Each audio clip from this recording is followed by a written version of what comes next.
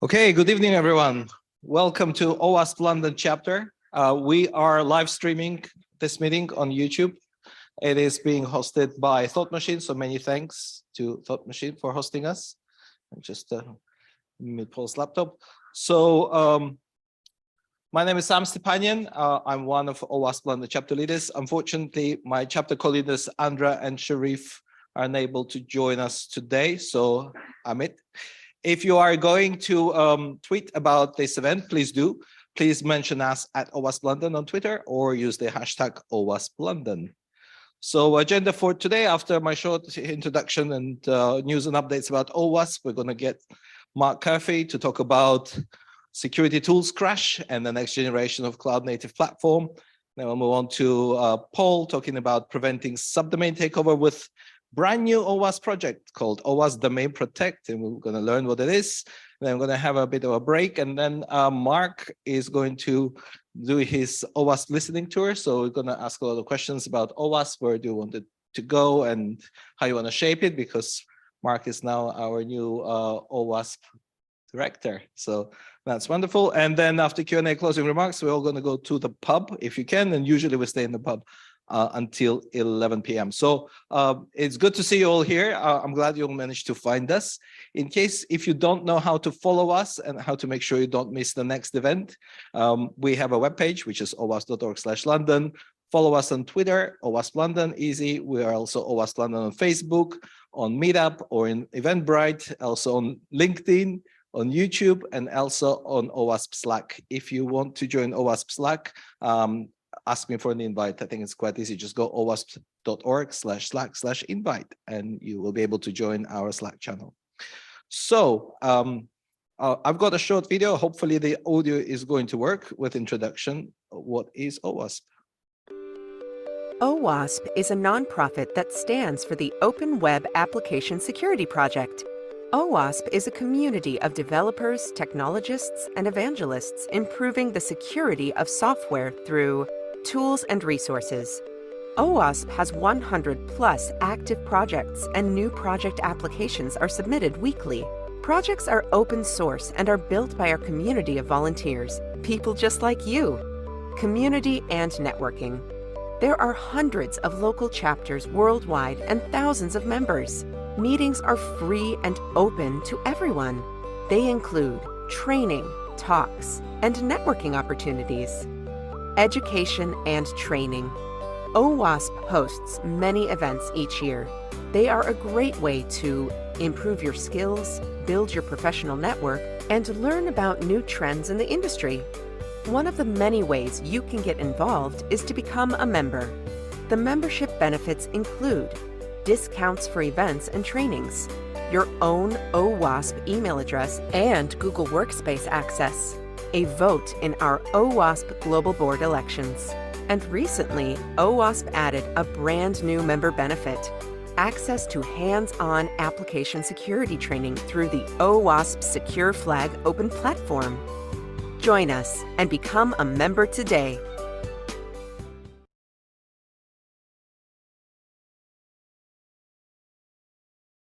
Secure Flag platform that you've seen is available to everyone as a membership benefit. Otherwise, it costs a lot of money. But if you want to train your developers and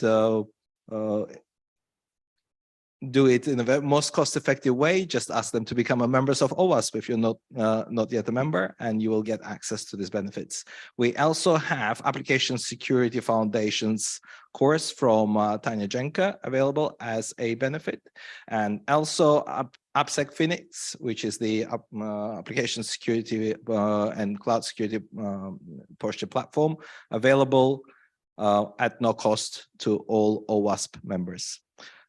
Also, another benefit is Security Journey. Security Journey is a training platform, again, training on your developers and your engineers on application security. Again, it is free for OWASP members. You can actually find out about all the OWASP membership benefits from our portal. This is all the links that you can find out there. Obviously, that's if you're already a member, just make sure you click on the partner benefits on the membership portal. OWASP membership costs $50 a year. With the current exchange rate, it's probably about £40 per year, which is still a good value. If you're a student, it's only $20 per year. If you represent a company, you would like to become a member, you can also become a corporate supporter. To become a member, just visit owasp.org/membership. There are a few other benefits because obviously as a member, you will support the ethics and principles of OWASP, underscore your awareness of application security, get discounts, of course, but also remember that your membership fee that you pay is a donation to your local chapter and projects. And of course, you get a vote for OWASP board members. But there's one exclusive benefit, which is still available just to us at OWASP London, because I still have my hands on this exclusive OWASP member sticker, because there's only a few of them remaining. Chris, please remind me to give you one. So if you become an OWASP member, I'll give you a sticker, and you can just join right now on your mobile phone. A few people have done that to get this sticker. Okay, so if you represent a company, please become our supporter. You can see on the screen, lots of companies are already our corporate supporters, highlighting to everyone how application security is important, and they support OWASP Foundation. We are very blessed because we have quite a few chapter supporters here who specifically support OWASP London chapter. So many thanks to them. If you would like to support OWASP London and see your logo on the screen, please get in touch. I also would like to say a big thank you to all our meeting supporters. You can see logos of all companies based in London who hosted our previous events. Those of you who attended our last month's event know that it was at Amazon Prime Video headquarters. So it was actually quite a nice event. And now we're back at Thought Machine. So again, big thank you to Thought Machine for sponsoring us and hosting us again. Just a reminder that membership portal is available. If you're a member, you can go to members.owasp.org, where you will be able to see the expiry date of your membership, the type of your membership, and also you will be able to click on the links, which will take you directly to your member benefits, which is great. Don't forget, we also have a merch store, so owasp.org/store, where you can get some OWASP merchandise. Remember that when you buy something at OWASP merch store, that is also a donation to our foundation. So that's another way of supporting OWASP.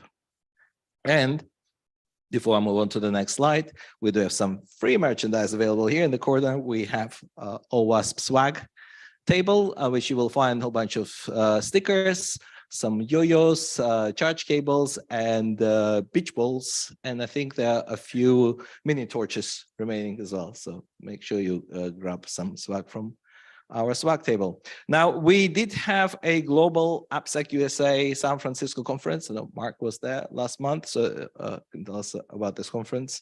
We restarted our in-person conferences, so this was the first one after a very long break. However, for everyone in the room, Dublin is not far away, and actually we have a fantastic global AppSec Dublin conference in February. So it's 4 days. So first 2 days is training, so 13th and 14th of February. The actual conference is February 15th and 16th. If you would like to get trained on application security, mobile security, cloud security, I would like to send your developers, your engineers. It's one of the best value training you can get, because don't forget, we're a non-profit. So you're paying directly to trainers, and it is probably one of the best value trainings you can get at the moment. The conference itself is also very good, so do send your developers. Dublin is a cool city, cool place to be, and it's only less than a 1 hour's flight from here, or you can drive and take a ferry if you want.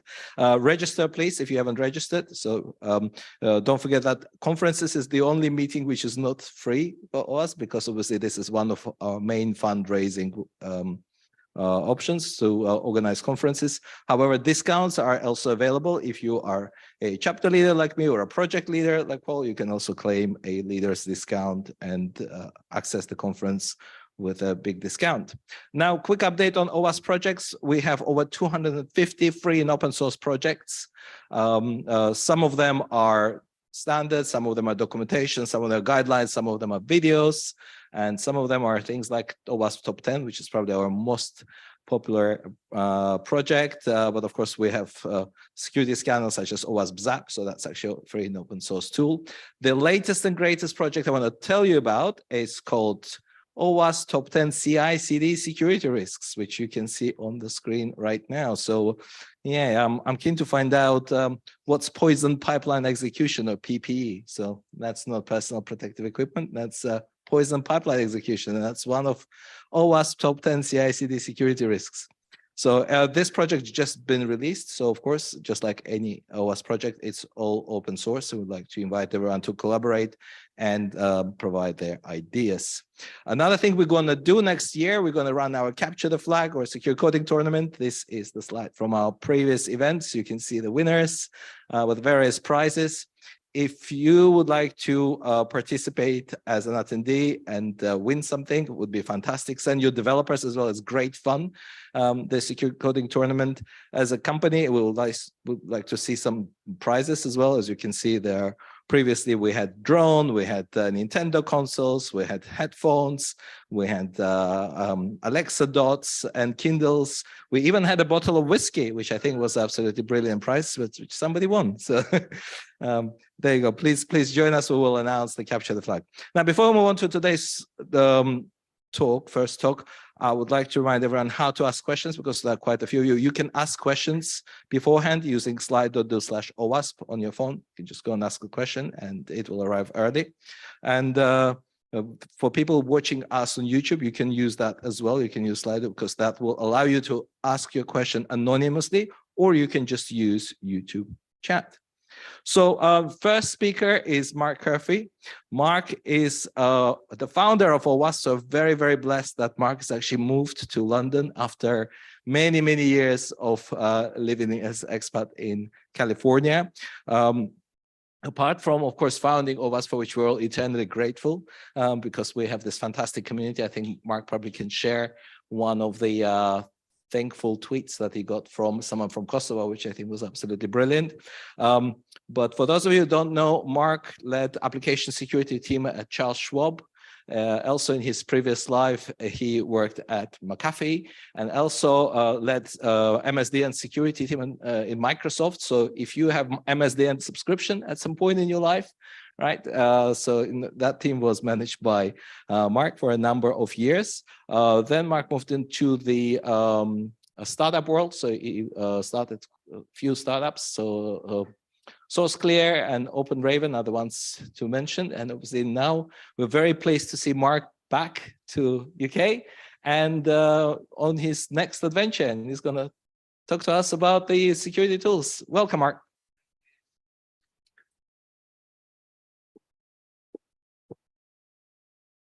So work, yeah. I'm glad it's not at Amazon Prime, because I did this thing with AWS at Twitch. I don't know if anyone watches Twitch, and they had like 200,000 people, or I think it's like 200,000 people live streaming. And then the minute they put me on the screen, it went down to like 1,000. Because apparently you're meant to sit in a hot tub with a bikini. It's like the only way to get good views, and there's no way I'm friggin' doing that. So I'm sorry. And by the way, I swear, and I'm sorry. It is the way it is. So if anyone's offended by people swearing, I've also got terrible eyesight, and I have to figure out how to share this quickly because this is not coming up. Where are we, Sam? Zoom. Share that screen and share that one. Does that come up? I think. Yeah. All right. Cool. So the other thing as well is I got to apologize because this wasn't the talk that was meant to be being given. So we had, I was originally meant to be doing this with someone else, and then we had the train strike, right? Back in October or something. And but we will come back and do it. Unfortunately, the guy that was meant to be doing it with me had to fly back to Greece.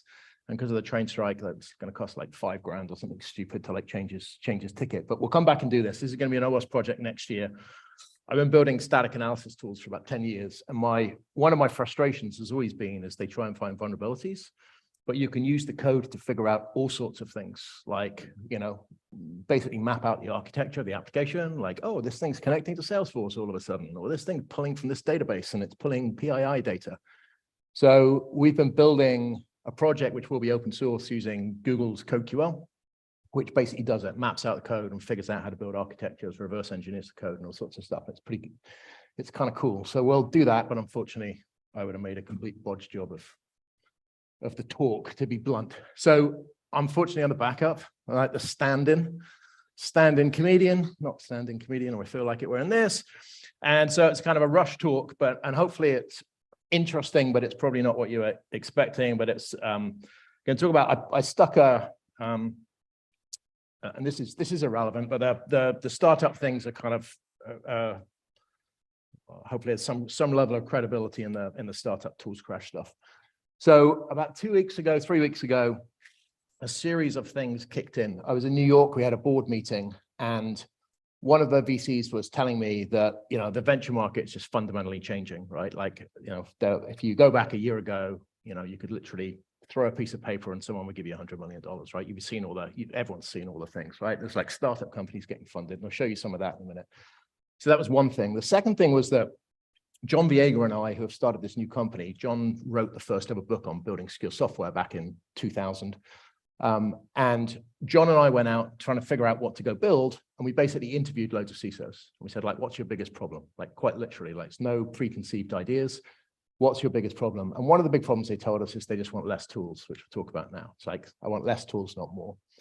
So you've got that. And then one of the board members started telling me about the amount of vendors that were in the space. And I sat with this guy called Ed Amoroso, who was the old CISO of AT&T, who's now running an analyst firm. And he told me there's 5,000 funded startups. I was like, you're kidding, right? It's like 500. And he's like, no, it's 5,000. And he went through. So when you think about those three things, and then you think about what's happening with the economy, you're basically, oh shit, like something bad's about to happen, right? So I started writing about it. And what was really interesting was that I started getting both, like 95, 96% of all of the people that were practitioners were going like spot on, like nail on the head, all of this sort of stuff. And then about 4% of vendors were going like, you're an idiot, right? It's like, you're terrible.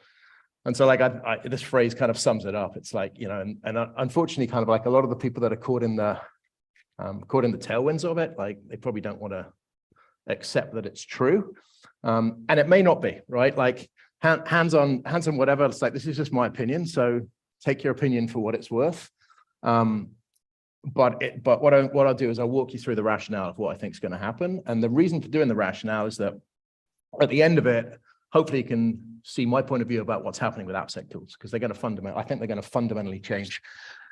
So the first thing was that teams want less tools, not more. And it's hardly surprising. Like, I hate Gartner. I don't care for someone on the live stream. I don't like you. It's like, whatever. It's a racket, right? It's like an absolute racket. Like, you have to pay them in order to talk about you. It's just silly. And at one point they were kind of had relevant stuff, but like these days it's just totally irrelevant, right? Like, look, in the hype cycle, you've got S-bombs and then you've got SCA down here. Like, one is up and coming. The other one is like mature. DevSecOps is mature. I don't think I've met a single person that thinks DevSecOps, they're totally mature in their org. Like, it's kind of crazy. But the point is, like, there are mass amounts of tools and categories of tools that are happening. And part of it is explainable because we've seen mass amounts of change, right, in the technology that's coming up. But the reality is you have loads of these things. And what that means is that with all of those tools, every single vendor that has to produce a tool wants to be relevant, right? Like, you paid 100 grand for them. So they generate alerts and all this stuff, like, basically goes to you because they want you to know. Otherwise, you're not going to renew them and you're not going to pay the money back. And so as a result, like, all of these CISOs that you go talk to, and I got my notes here, well, I'll basically just tell you, like, we're just surrounded. Like, I've got alert fatigue. And half of these tools, I don't even know if they're adding value, but they're constantly popping stuff up and they're telling me that all of these things have to be done. And so literally one CISO basically said to us, if someone comes along and tells me, I'm reading it off here, tells me what the vanity tools I can get rid of, I'll write you a big check and give you a kiss. And it was kind of interesting. He's not someone I want to get a kiss from, but whatever. So it was kind of like universal feedback from the CISOs particularly. And when you think about kind of that, there's a load of people who basically just want to shed tools. And then you've got the face of the economy, you've got all of these other things happening. It's like, that's like piece number one that's kicking in, that's big.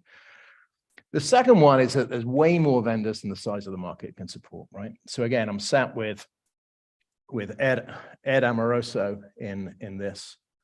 Where are we? So like I said, Ed used to be the CISO of AT&T. He's like one of the old guard CISOs that everyone respects. And he's running this firm called Tag Cyber, who are basically like a good analyst firm. And he has a team of data scientists who do like crawl the web, like tracking all of these venture things. And he reckons there are 5,000 security startups in the world, like 5,000 funded security startups, which is absolutely and utterly nuts because it looks like that, like, which is kind of crazy, right? And in fact, you can get pictures, like that's not 5,000 there. Like you can get pictures galore of it's totally non-comprehensible. And that's the point, like the market is just nuts, right? Like that was the AppSec thing that was blown up out of there. That doesn't include the supply chain companies that have got funded this year, of which there's like 10 a week, right? Like, honestly, it's nuts. If you're interested, there's a Fortune magazine have a thing called Term Sheet, which is a newsletter you sign up to. And every day you get a thing of who's been funded. Almost every, like, honestly, there's a security supply chain company, like 3 of them a week. It's freaking ridiculous. So Term Sheet, and there's another one called Security Funded if you're ever interested. But like the reality of all of that is that every single vendor is telling you this is the most important thing you got to figure out how to go do. I mean, you guys who practitioners are all nodding your, I can see you nodding your heads. Like you get bombarded by startups and marketing teams going, this is the most important thing. Like fear, uncertainty, and doubt, right? And fear of missing out sells stuff. So you got this mass landscape, and then with that mass landscape, you've got everyone screaming for voice. So you got people making stupid claims. Like there's one startup out there that is publishing on their website that you get a 500% ROI if you buy their tool. That's like, it's a good deal, right? Give them 100 grand, get 500 grand back. Like, who wouldn't do it? But of course, it's bullshit, right? It's like ridiculous. So that's causing a huge problem with all of the vendors. And as a result, an awful lot of the CISOs have basically said, we just shut down. Like, we're just not, I'm not, like the marketing material that comes out as research, like, you know, if you've ever seen anything, what's from the Ponemon Institute? It's like, you can pay 25 grand and they'll say whatever you want, like literally, like it's just ridiculous.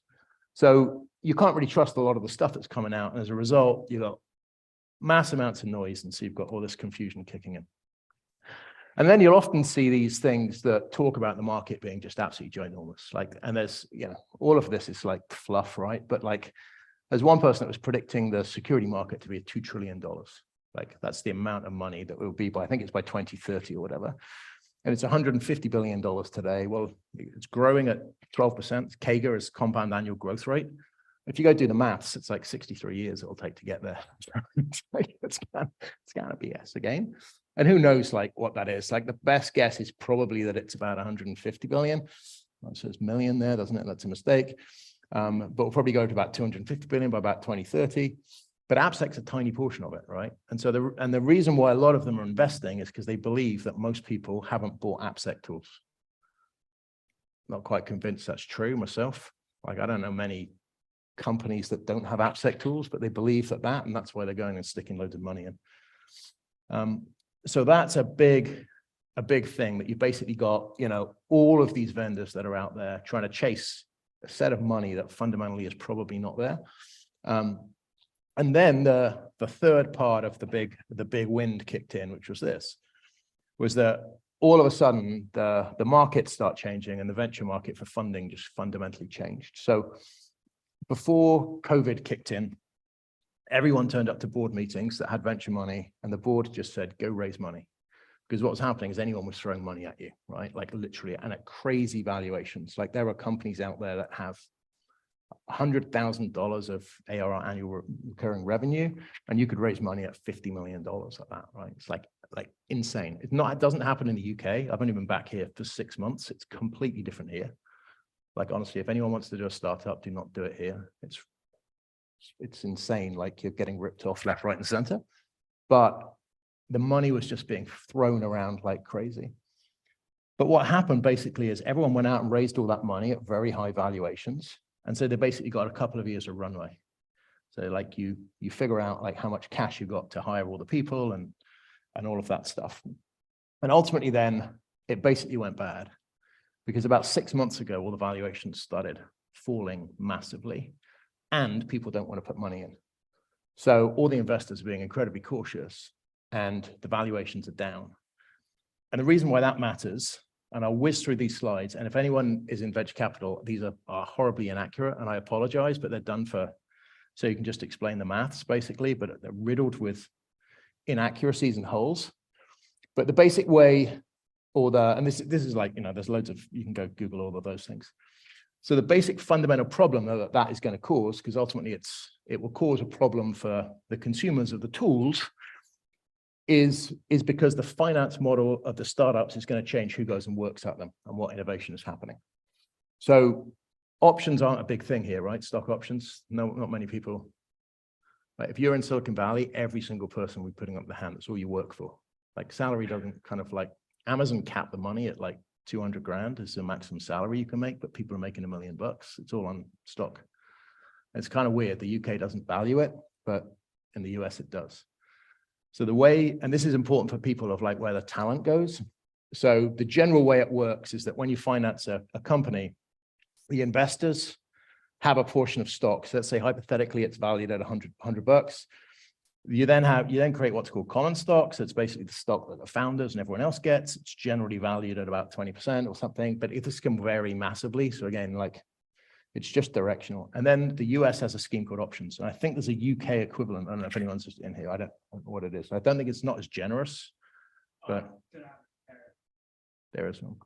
And so essentially the way it works is you get a valuation, you get an auditor who comes in and says, the price of the stock, it's called a 409A, the price of the stock is this, and you basically get it at a third of the price, roughly. That's the way it works. You have to pay, again, you have to pay an auditor to give you the same result every time, but whatever. And so you then make the difference. If you come to sell it, you make the difference between that. So the majority of people that are working in Silicon Valley startups don't make your money on salary, you make it on stock. Like it's that simple. Like you're working, basically your basic salary takes care of food and shelter, and the rest of the stuff kind of goes. And so when you first start a company, you basically, the founder issues 10 million shares or whatever, but it's ultimately worth nothing, right? Like 20 bucks or whatever. And then when you go raise your round of money, that options pool gets created, and these two classes of shares get created. And I'll whiz through this because it's not super important, but the problem, like if you go and then theoretically do this, each time it gets a smaller and smaller amount, right? So ultimately, like the theory is you get a small slice of a big pie when you grow it. And so that's why someone said to me, like, when are you going to make money in your company? It's like, we'll never make money. Like it's not about that. It's getting acquired for a big slice of the pie, right? But fundamentally, the math works out that if you go raise money at a certain portion, the stock gets distributed. But the investors have what's called preferred shares. So they sit at the top of the pile, basically. So when the crap hits the fan and you wind up getting acqui-hired for 10 million, the investors do all right, but all of the founders and all of the employees get screwed.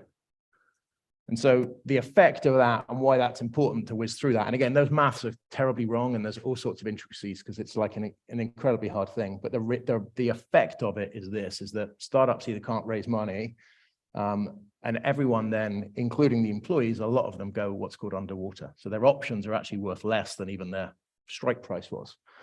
So all of a sudden, the talent that was working for stock no longer wants to go work for startups anymore, where the innovation is happening, and they just go head to Google and all of these places. And so, if you're a really good developer in Silicon Valley, making $1 million, it's not hard. Like, it's kind of ridiculous. Like, graduates are getting like 180 grand in places like that now, $180,000. So all the money's there. There's no risk. Like, they're not going to run out of money. And so all the talent is going there. And then the companies that are not doing very well, and you see a lot of this in the security industry, it's like, oh, we got acquired by someone. Like, the reality is you didn't necessarily make loads of money. You got pulled into a bigger company, and it's either called an acqui-hire, where they hire you for the talent. Basically, you just get to carry on working with the team, or it's called a tuck-in, where it's a small amount of money that goes in. And tuck-ins can happen under $100 million. They don't need to report them to the SEC. So often when you see an acquisition, it didn't have a price on it, it's less than 100 million, like by definition, but some of them are like a lot less. And so what you're also then going to see is you'll just see much less innovation, right? Because the innovation startups, all the talent is going to all those big companies, and it's a pretty big drain that's happening that's going on.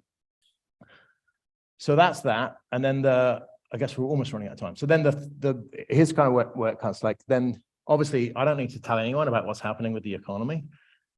Although British people and the whole fucking energy crisis, it's like nuts. Like, honestly, British people have talked themselves down. It's just absolutely mad. Most miserable bunch of buggers, and I'm one, right? But it's just nuts coming back here about everything's wrong. But whatever. But like, it clearly is. Like, we've got a big set of problems, right, going on. And you know, with a bad economy, like, you've got less money. Whoops, you got less money. People are cautious. So what's happening with the CISOs is they're basically prioritizing stuff. So again, if you go talk to a CISO, they'll tell you, I've got 5 things. And if you're not one of the 5 things, I'm not going to go do it. And so instead of this, like, I've got an unlimited amount of money, I'm going to go and buy one of every tool. You know, you're seeing this. And generally what's kind of widely accepted is that layoffs come first and then the economy tanks because people want to preserve the cash. So, you know, they reckon there's 120,000 people that have now been laid off in the tech industry, but this includes Azure, it includes AWS. Like, it's not, no one's immune to it by any sense. I mean, Meta, of course, like, who would have thought a virtual world is not going to do very well, but whatever. I guess we used the Facebook office at one point, didn't we? I probably shouldn't say that. But it's really happening. And like, that one was from Seattle, the middle one, where they're basically saying it's as bad as the 2008 recession. So it's like, it's a pretty big collapse that's happening.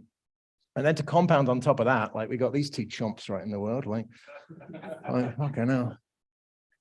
I mean, you know, what he's done at Twitter is obviously just absolutely not a madness, but like, it's not inspiring confidence to go work for high-tech companies, of course. And then, you know, you got the Ponzi scheme of whatever his name was in the Bahamas going. But, you know, again, I think Kraken last week laid off 1,200 people, which is one of the crypto exchanges. I don't know about Coinbase and all the others, but like, it's, you know, we've got mass. So we've got mass problems that's happening in there. And so the only reason all of that stuff is important is because we're going to see an acceleration of this mess getting cleaned up, right? Basically. So like, you've got all of this craziness going on. You've got all of these different technologies happening that are ultimately kind of in many ways like individual pieces of the pie, and you can't have tools for all of them.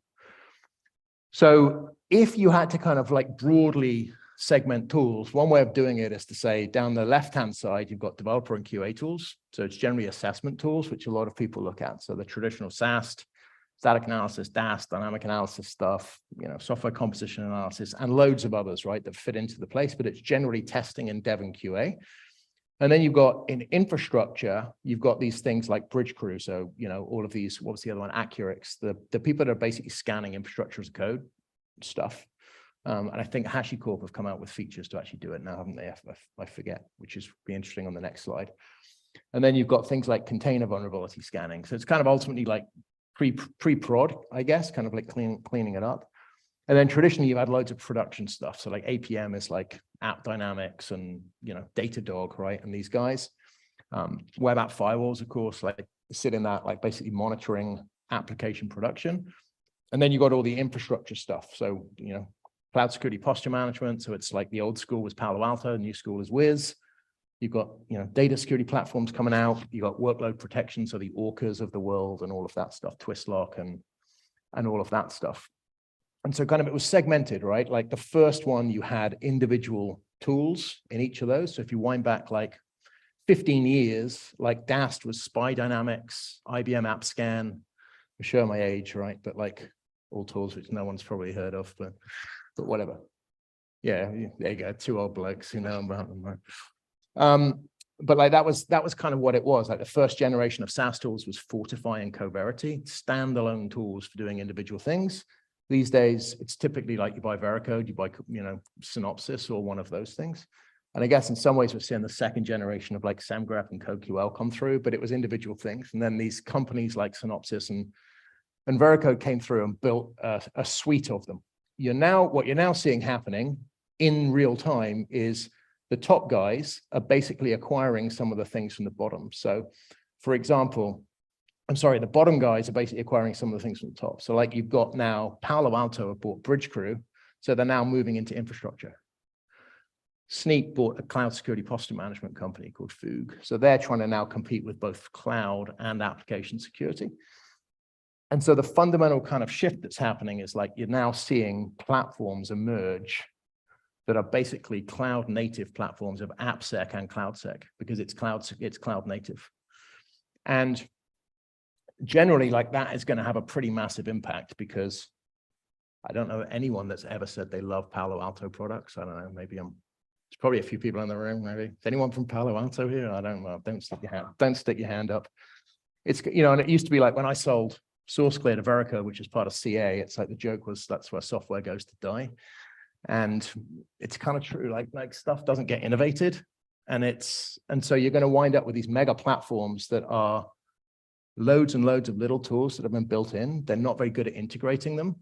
They've got massive sales teams, and what they do is they put you on a big, long enterprise license, so you can never get off the gravy train. And so we're going to see a mass problem of that. But what you're also seeing is you're going to see the cloud guys move into AppSec. So that's what's happening already with Palo Alto.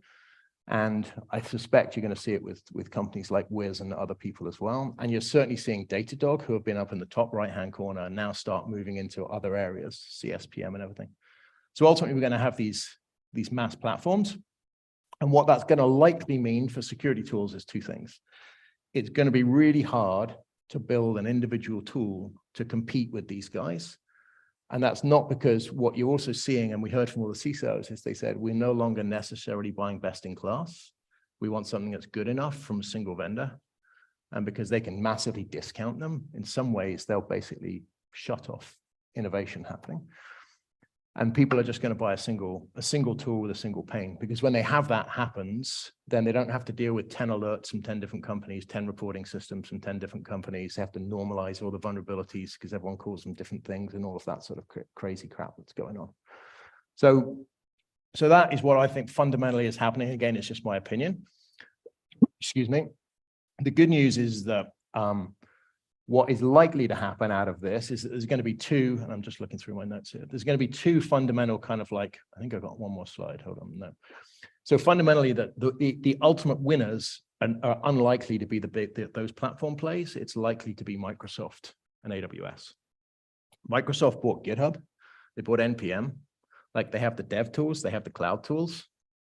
It's like, if you have a feature out of that you pretty much get for free, it's pretty damn hard to go justify having something else. So, you know, they have cloud security, like you have, what is it it's like guard duty, isn't it, in AWS? And then you've got, you know, all the Azure things. And so the ultimate winners are likely to be those people where basically it just becomes a feature. And if you think about GitHub, like Dependabot is nowhere near anything that we built at SourceClear, but most people are now using it because it's free. It's like you just wind up and flip the bid on. And so that same thing is going to happen at two levels. One, it's going to happen at that level, and then the other one, it'll happen at the infrastructure level. So I think there'll be two consolidations. The first one is the Palo Altos and all of the Synopsys and all those guys will compete. And then the second one is GitHub and AWS will wipe them out of the water. But just my predictions, I don't know. So anyway, that's that, and I've run over. So I'm sorry, that probably wasn't the talk you came for, was it? It wasn't how to do cross-site scripting or anything like that. So there you go. That was brilliant. Thanks very much, Mark.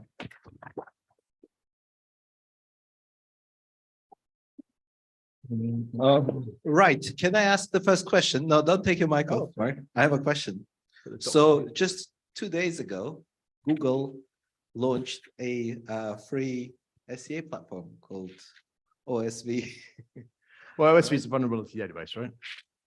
Not only, there's a scanning tool with it. Yeah.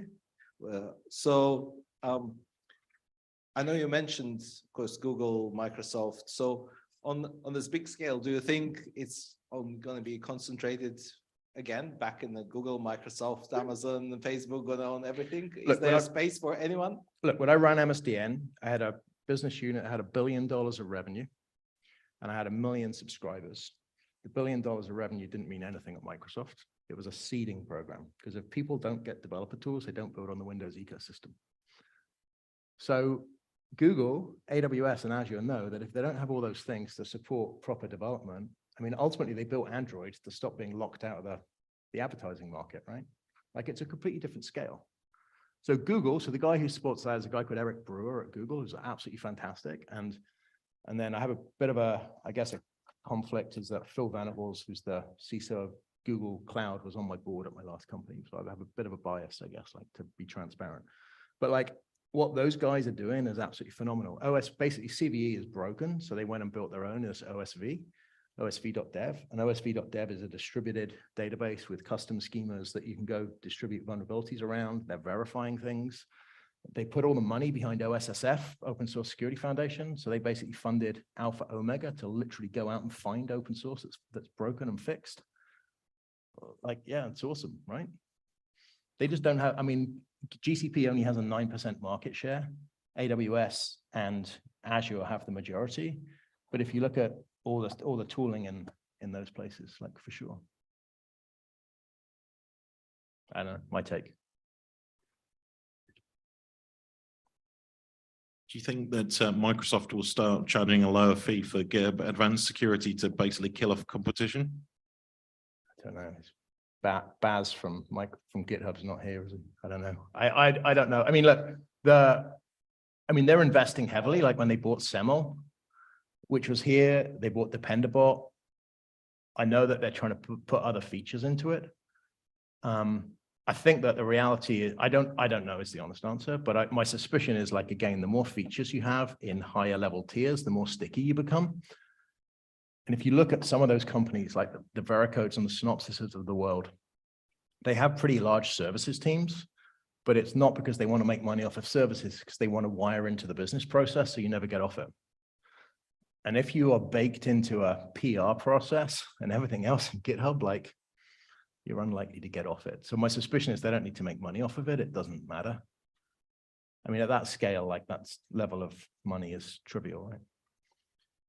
When I ran MSDN, I used to have a $30 million advertising business, right? Because when you download Windows 7, like, you can charge anyone whatever money to advertise against Windows 7. I was told get rid of it because it's an accounting error, right? But like, how many startups would die to have $30 million of revenue? Like, loads of them, right? So it's just, so for these guys, it's a strategic play. It's not just at a different scale, right? Any more questions? Cool. One more. Can take this silly thing off now, can I? Oh, sure. Very nice presentation, by the way.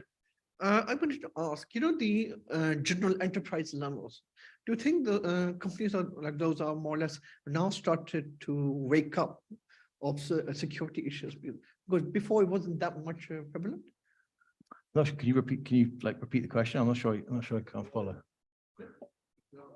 Can you repeat the question? I'm not sure. Okay. No, I'm saying that I was actually saying that, if you look in terms of either enterprise or medium-sized businesses, yes, do you think now that they've come up and woken up to the smell of coffee, basically, of security issues?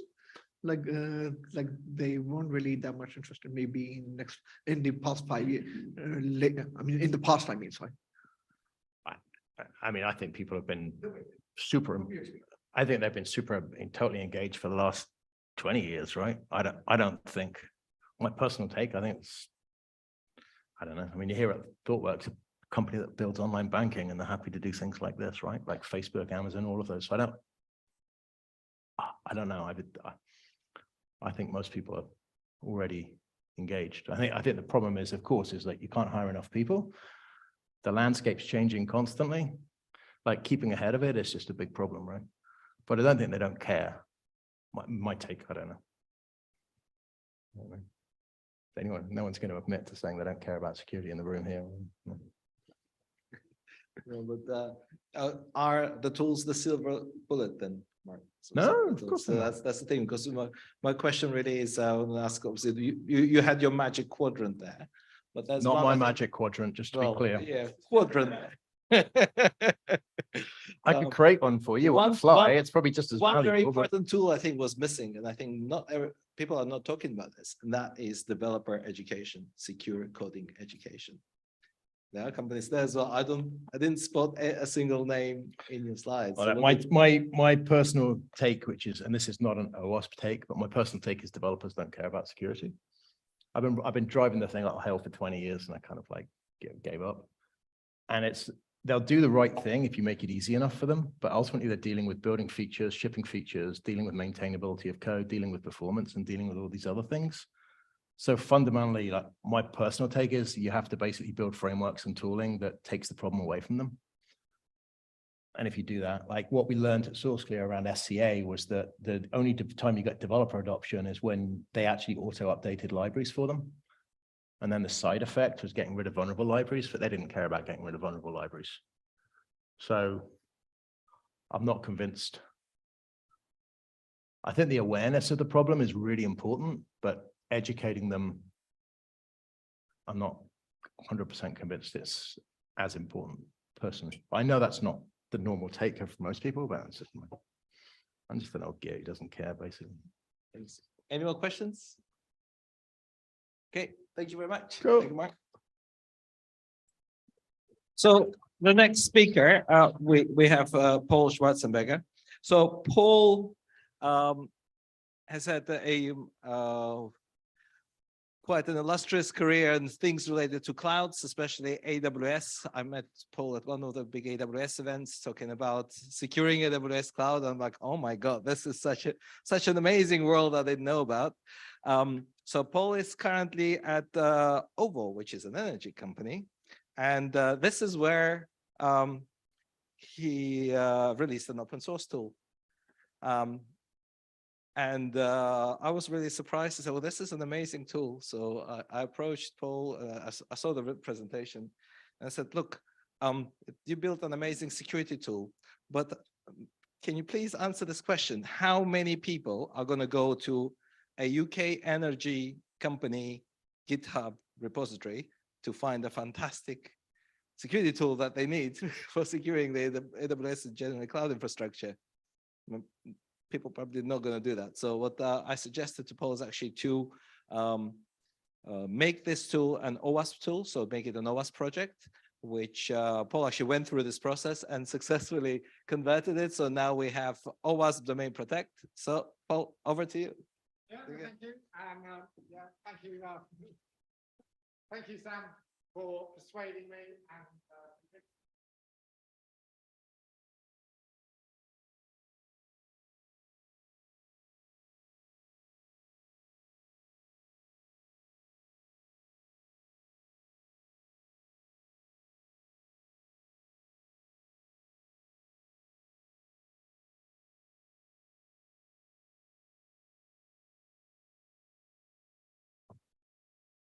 And now it's on. Yay! Okay, so I'm going to tell you about how we went from starting a bug bounty program at OVO Energy and how that then led to about a year or so later creating an new OWASP project. And what this tool does is it helps to protect against subdomain takeover.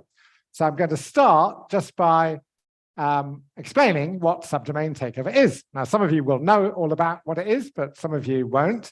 So I'm just going to explain what it means.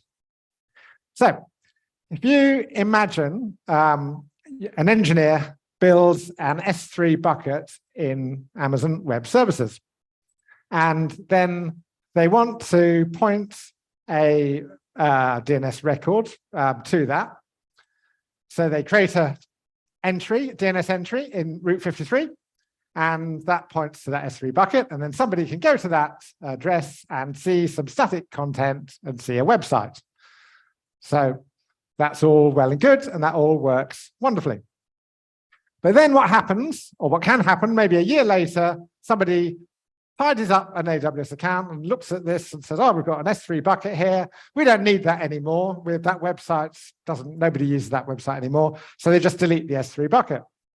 But what the engineer who does that, which might be a different engineer, of course, because the first person might have left the company, what happens then is, or what can happen then, is they don't realize or forget that they also have to remove the DNS entry.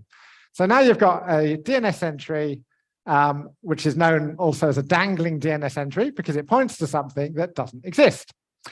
And when that's a problem is when that resource that it points to is a cloud resource and a particular type of cloud resource that somebody else can just recreate. So an attacker can recreate that S3 bucket themselves, and then they have now taken over a a website that is an official company name, and can then use that for all sorts of damaging purposes to trash a reputation of an organization by posting malicious content, or is the mic still working? Okay, great. Thanks, you just turned it down. Or by hosting a site to harvest credentials and get phishing attacks to point to it. So that can be very damaging. So that's what subdomain. That's an example of subdomain takeover. There are lots of different sorts. I just picked the S3 bucket because it's a simple one, but there are lots of different types of subdomain takeover. But they're all basically that sort of principle. And that can actually be quite a big problem for companies, depending on the company and how they work and how big it is. So what we're going to do next, or what I'm going to do next, is create some deliberately vulnerable domains. And you'll see why I'm doing this a little bit later on. So I've got a little cheat sheet here so that I know what I'm doing. And I'm going to go into Amazon Web Services. And I'm going to go to Route 53. So Route 53 is Amazon Web Services DNS sort of platform.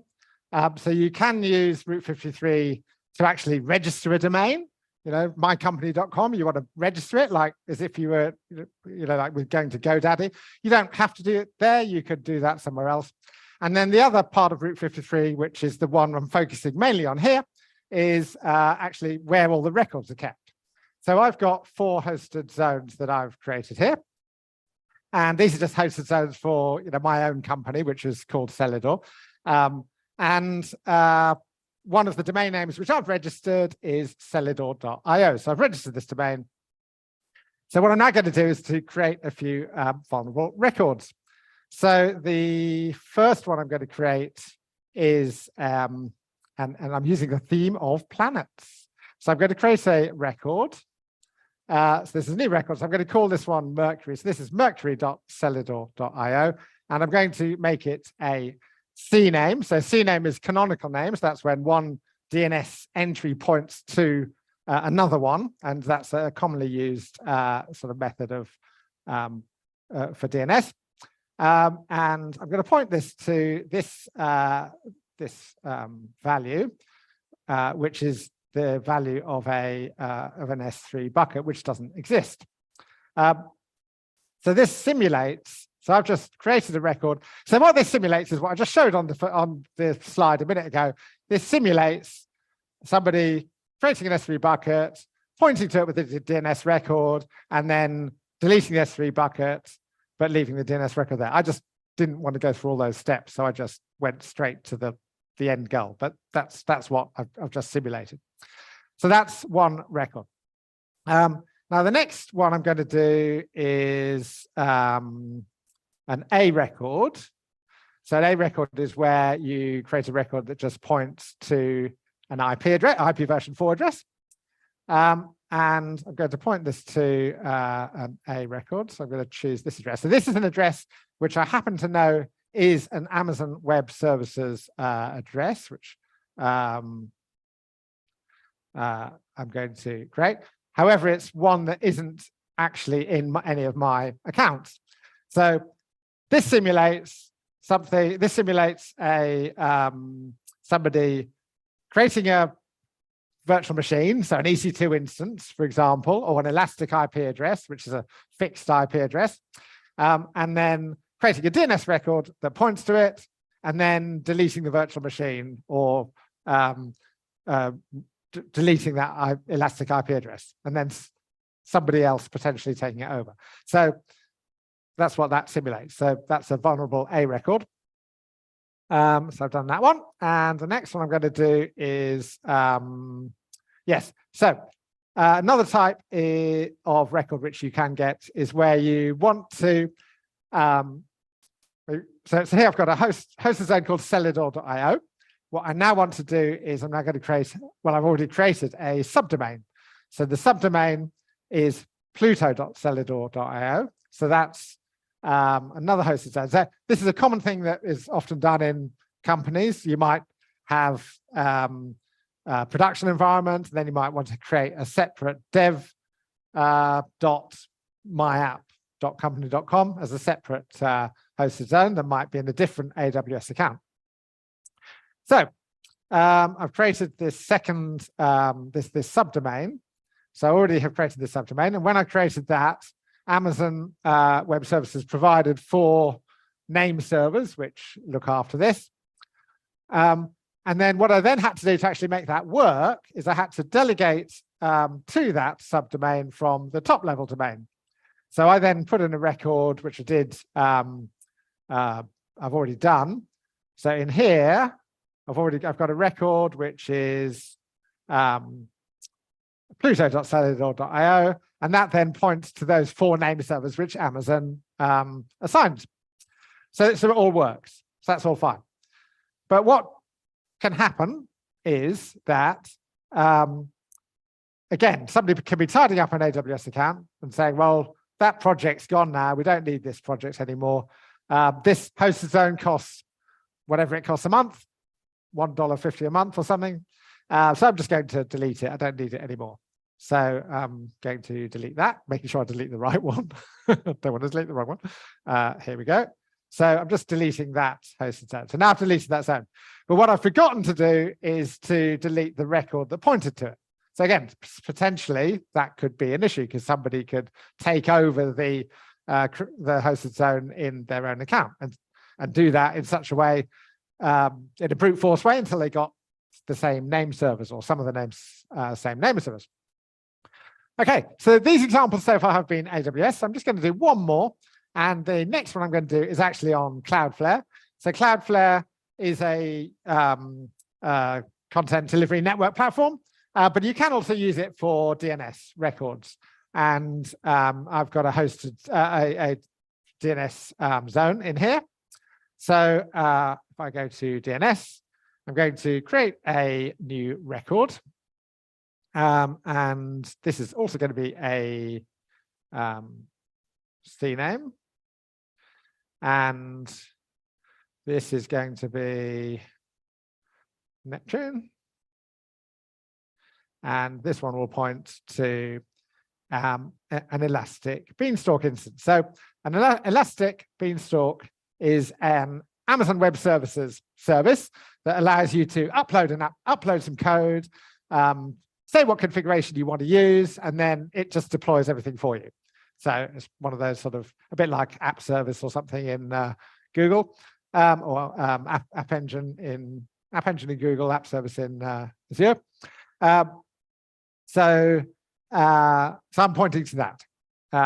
So that's what I'm doing there. So I've created now 4 vulnerable domains. So we'll just leave those for now. And what we'll do now is go back to the presentation. So where was I? You know all about subdomain takeover and what it is. What I'm going to talk about now is the OVO Energy Bug Bounty Program. So I did notice that one of the many companies that was on Mark's slide with 1,000 companies on was actually BugCrowd. And they are a company, a bit like HackerOne, who provide a way of researchers trying to find vulnerabilities in companies who want to use their services. Are any of you here members of BugCrowd? Or use? Oh, you're not saying if you are. No,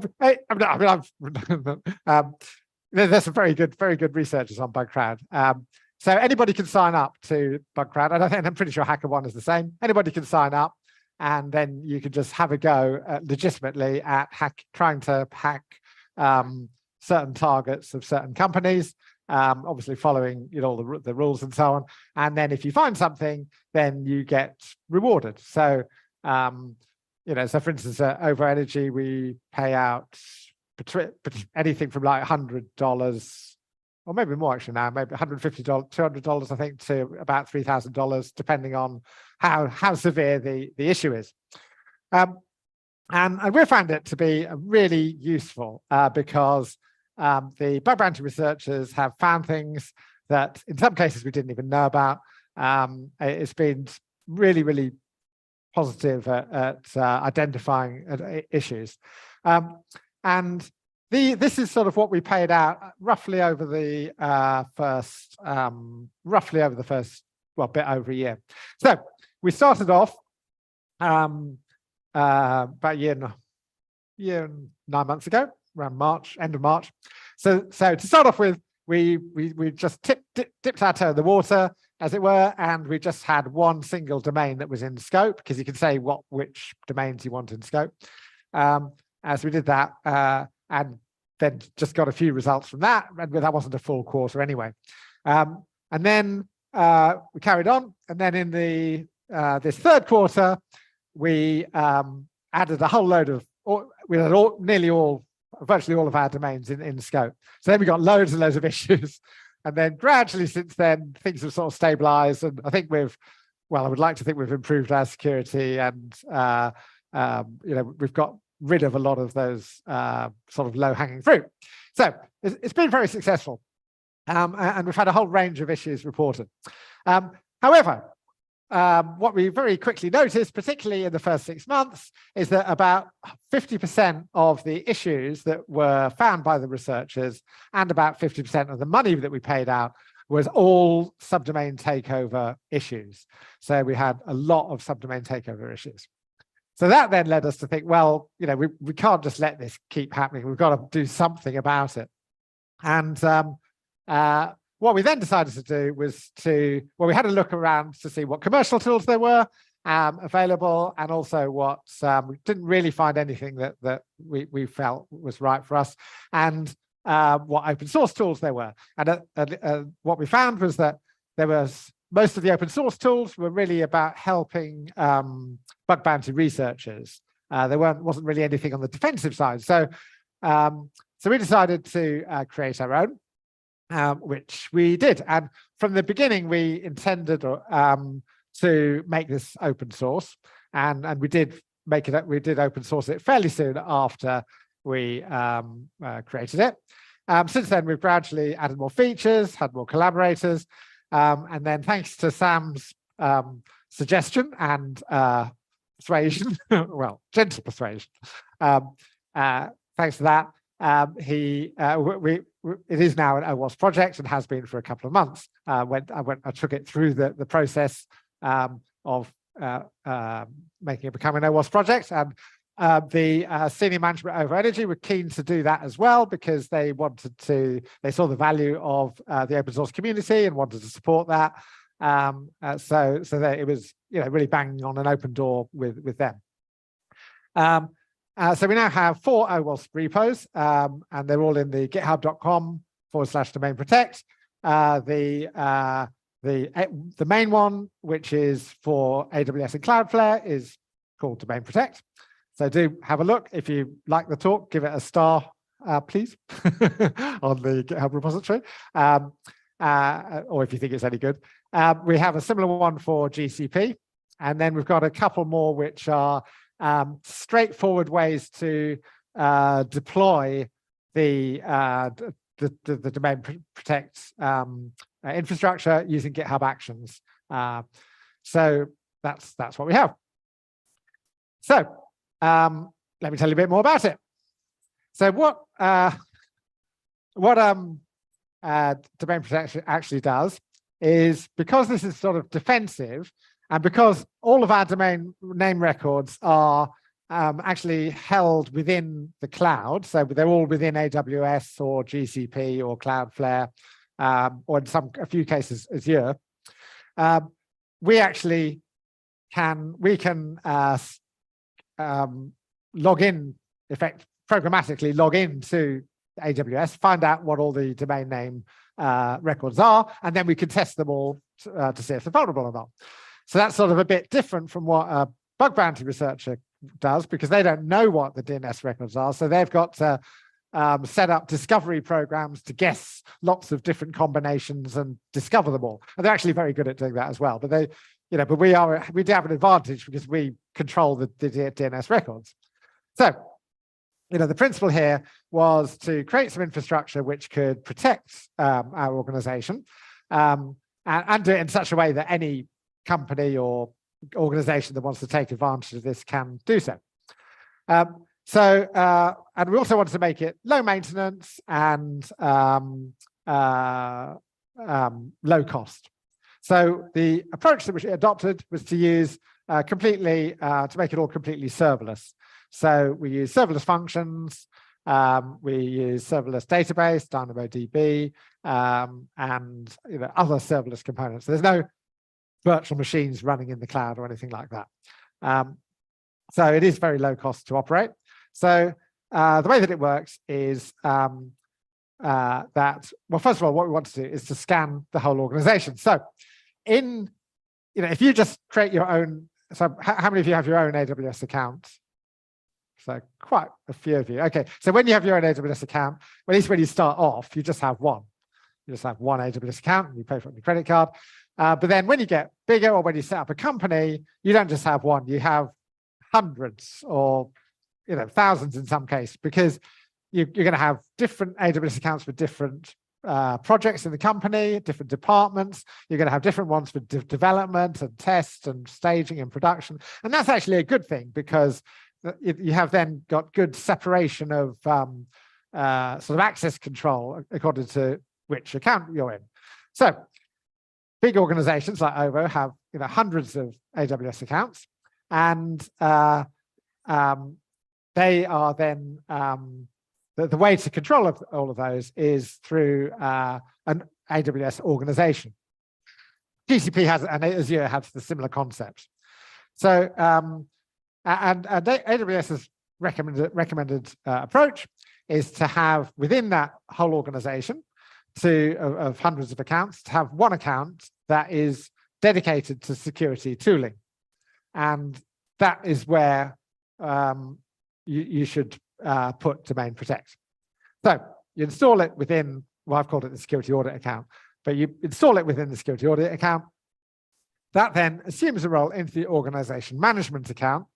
And that's where you can then find out what all of the different AWS accounts are in the organization. So that Lambda function, which is a serverless function, gets back a complete list of all the AWS accounts. And then that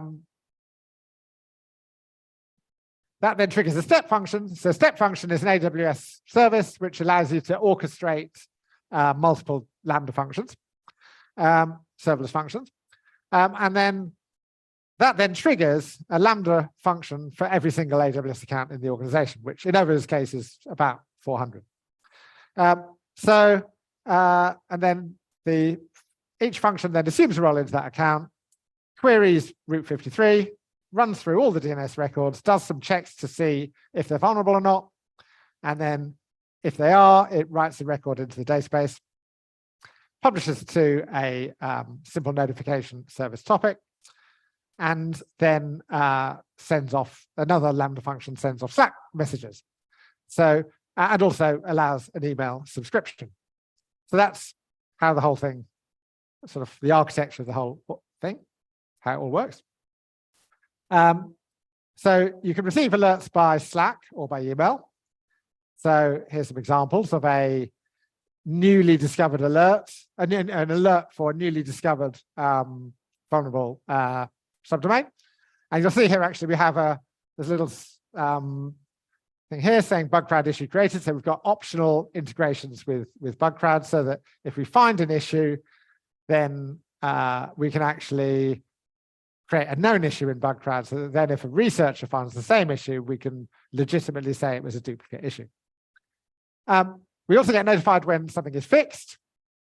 And we also get daily reports on the things that still need to be fixed but haven't yet been fixed. And then once a month, we get stats of what it's found that month and that year and all time.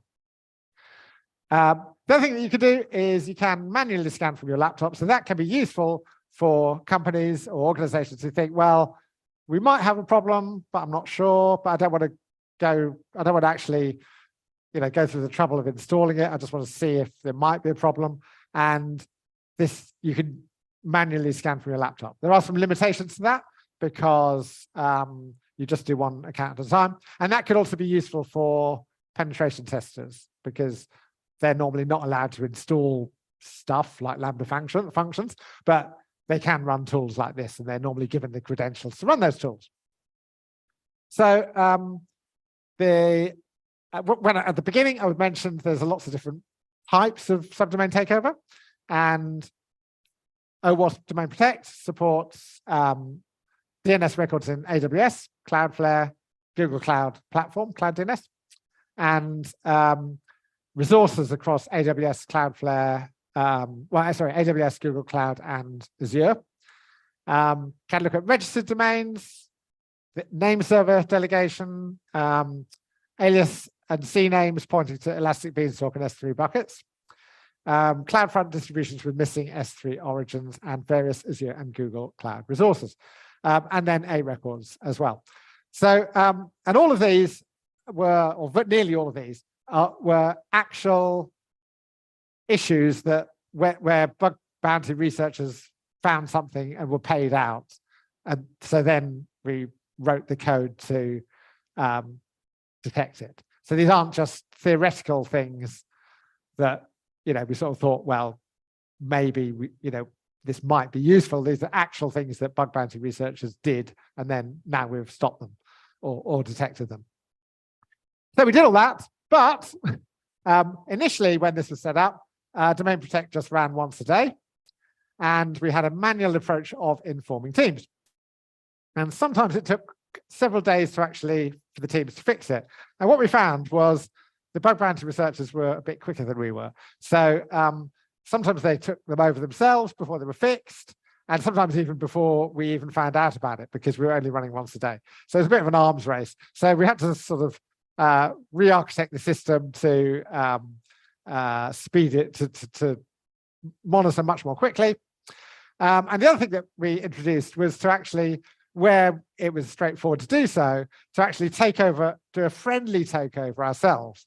The idea being here that if we take it over, then we've got that resource, whether it's an S3 bucket or whatever, and then the attacker can't, the researcher or attacker can't take it over themselves, and we'll do it more quickly than the team will do it. We'll sort out the problem. So, and it's automated. So we introduced that as well for Elastic Beanstalk and S3 buckets.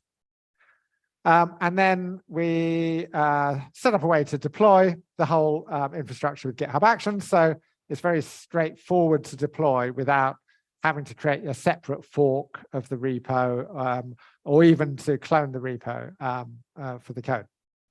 So that's all uses GitHub Actions.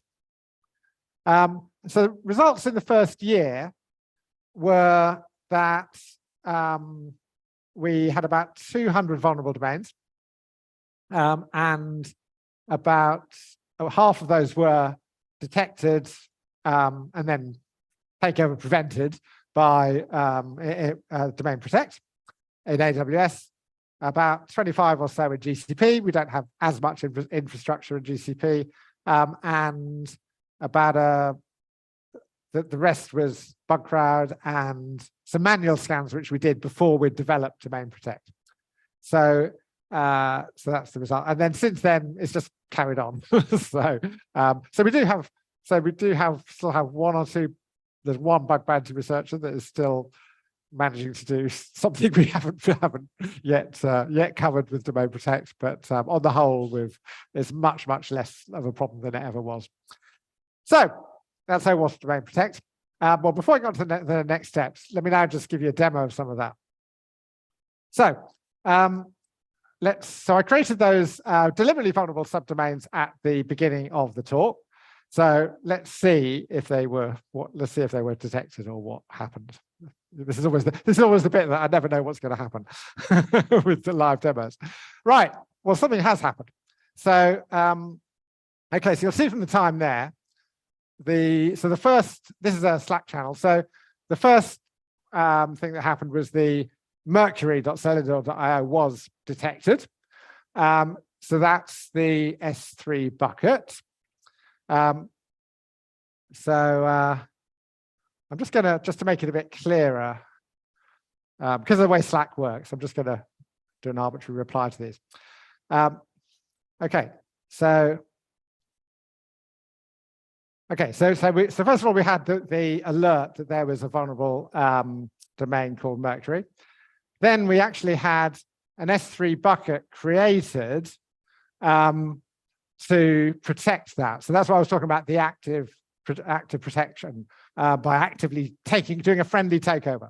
So let's see if that actually works. So if I click on that link, yeah, so there it is. So this is what we're looking at here is we've actually gone to that domain, which is then taken us to that S3 bucket, which we've just taken over during the talk while I was talking. So that worked. That's good. Let's carry on. See if the rest of it worked. Okay, so that was the takeover. So I'll just reply to that one as well. Okay, so then it discovered the Cloudflare Elastic Beanstalk one. Okay, so discovered that one. That was the one in Cloudflare. What happened next? Then it discovered that because that domain was taken over, we took it over ourselves with an S3 bucket. So that means it's actually not vulnerable anymore. I mean, it's still an issue, but we have taken it over. So that's why we've got a green tick and it says vulnerable domains fixed or taken over. So that it did detect that was taken over. So that's good.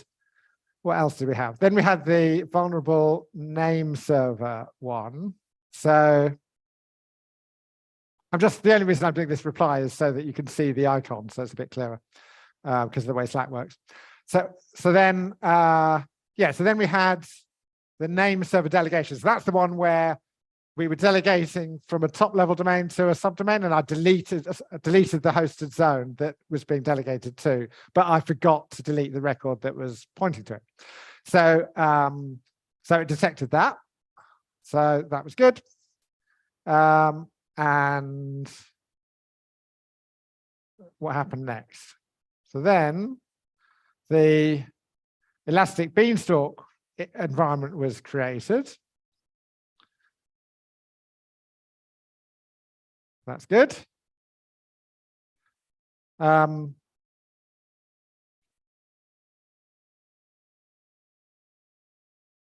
Yeah, so the Elastic Beanstalk instance was created. So again, if we go to this, that's now taking us to the Elastic Beanstalk instance that was created. Now, every live demo, somebody was telling me earlier, always goes wrong. And this has gone slightly wrong because for some reason, which I'll have to investigate, the A record one hasn't come through. And I think I know, I think I know why that probably is, because I probably I might not have turned that feature on, but I'm not sure. I'll have to look into that. But anyway, it normally works, honest. But the rest of it all worked anyway. So yeah, so that's the demo. Right. So now let's have a look at a couple of those things within the AWS account. So if I now go into the AWS account where everything is, so this is the security tooling account. We just go into there and we go into step functions. This is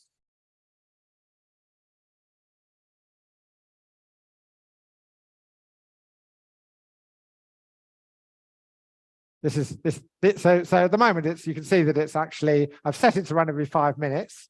That's all adjustable and it's all deployed through Terraform, so you can adjust all of these things. And yeah, you can see that it's being running every 5 minutes, and these are all of the different Lambda functions that are being invoked. And then if we go to DynamoDB, we'll see the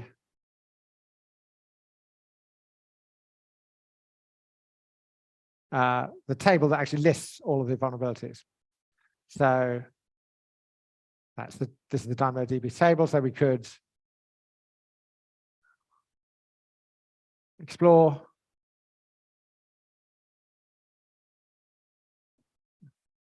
You're not supposed to do scans too often, but here they are. Yeah, so these are some of the different records in the DynamoDB database. Okay, right. So I think you've got the idea what it all does. It's now an OWASP project. So what are the next steps? Well, the next steps. Well, I'm very interested to hear about any organizations using it and what they actually want to see that isn't in there already. We do have, I'm aware of a lot of organizations who are using it, including some quite, well-known household names, which is very, pleasing. So it's been quite well used. Would like to do more automated tests. We've got some test coverage, but as with a lot of code, not enough test coverage. We'd like to, so we have had requests for an A record check for GCP in a similar way to AWS. That definitely needs doing. And we've had a couple of takeovers because that feature isn't in place. So that's a feature that needs doing. We're not currently not covering Azure DNS. So we're very interested if there is a company or organization that wanted to implement this in Azure. And really anything else that anybody sees as a need for this. And collaborators are very welcome, particularly now they were always welcome, but even more so now it's an OWASP project. Also looking for other project leaders. At the moment, I'm the only project leader and I'm a bit lonely. So yes, we're looking for other project leaders as well, and collaborators would be fantastic. I'll also be giving a talk, as will Sam actually, he's been very modest when he was talking about Global AppSec Dublin, because Sam is actually giving a talk on Netaka, the project for which he's a project leader, and I'm talking on this as well. So hopefully, we'll meet some more potential collaborators there as well. So if you are interested in collaborating, we do have a channel in, as do all OWASP projects within the OWASP Slack, and you can also contact me directly at OWASP Slack. That's probably going to be the most straightforward way to communicate with me. Sam explained how straightforward it was to get on to that platform. And that's both whether you're a member or not, I think. Yeah, you can still join that, so that's good. You also feel free to contact me on LinkedIn, and I do tweet sometimes as well. Right, so thank you very much. Excellent. Thank you, Paul. Okay. Right, we did have one question coming through YouTube, and that was about Azure. And obviously people spotted that you have AWS GCP, and I know you put Azure DNS and onto the list of features to be developed. Is there a particular reason why it was not done before? Is there a challenge with Azure? Someone was asking why there is no Azure so far. Because we haven't yet got a collaborator who wants to spend the time doing it. So we do cover Azure resources. So because within OVO, within OVO, we do actually use AWS, GCP, and Azure, and Cloudflare. So we do cover all of those platforms. And we do have AWS and Google Cloud resources pointing to Azure sometimes in a few cases. So we do cover resources in Azure because they can be problematic. If they can, there are certain types of resources in Azure that can be taken over. Like Azure Front Door, for example, and Traffic Manager and storage and so on. So, however, to fully support Azure, we need to actually look at Azure DNS and go through all the DNS records in Azure. And the only reason that we haven't is because so far the time that I've spent on this is working for OVO, and at OVO we have hardly any DNS records in Azure. So we just haven't had, within OVO, we haven't had that sort of that business need to justify spending the time. But I would be delighted if there was, say, an organization who wanted to contribute and create an equivalent in Azure. And I'd be very happy to work with that person or people if they approach me. Excellent, thanks. That was the only question online. Any question for the audience? Yep. Like, super cool. I have a feature request. If you tagged CloudTrail, you'd no longer need to spin up all your lambdas to go figure out what's going on, right? I know you got to use CloudTrail, but like if you do that, they have to go spin up resources. Only spin them up on demand, right? What you mean when? So make it more event-driven. So when a DNS record is created, or anytime you've got any of those resources that affect that, just pass the CloudTrail events, and then that way, A, you're going to get it in real time, and B, I don't have to go spin up loads of lambdas, costing me loads of money, right?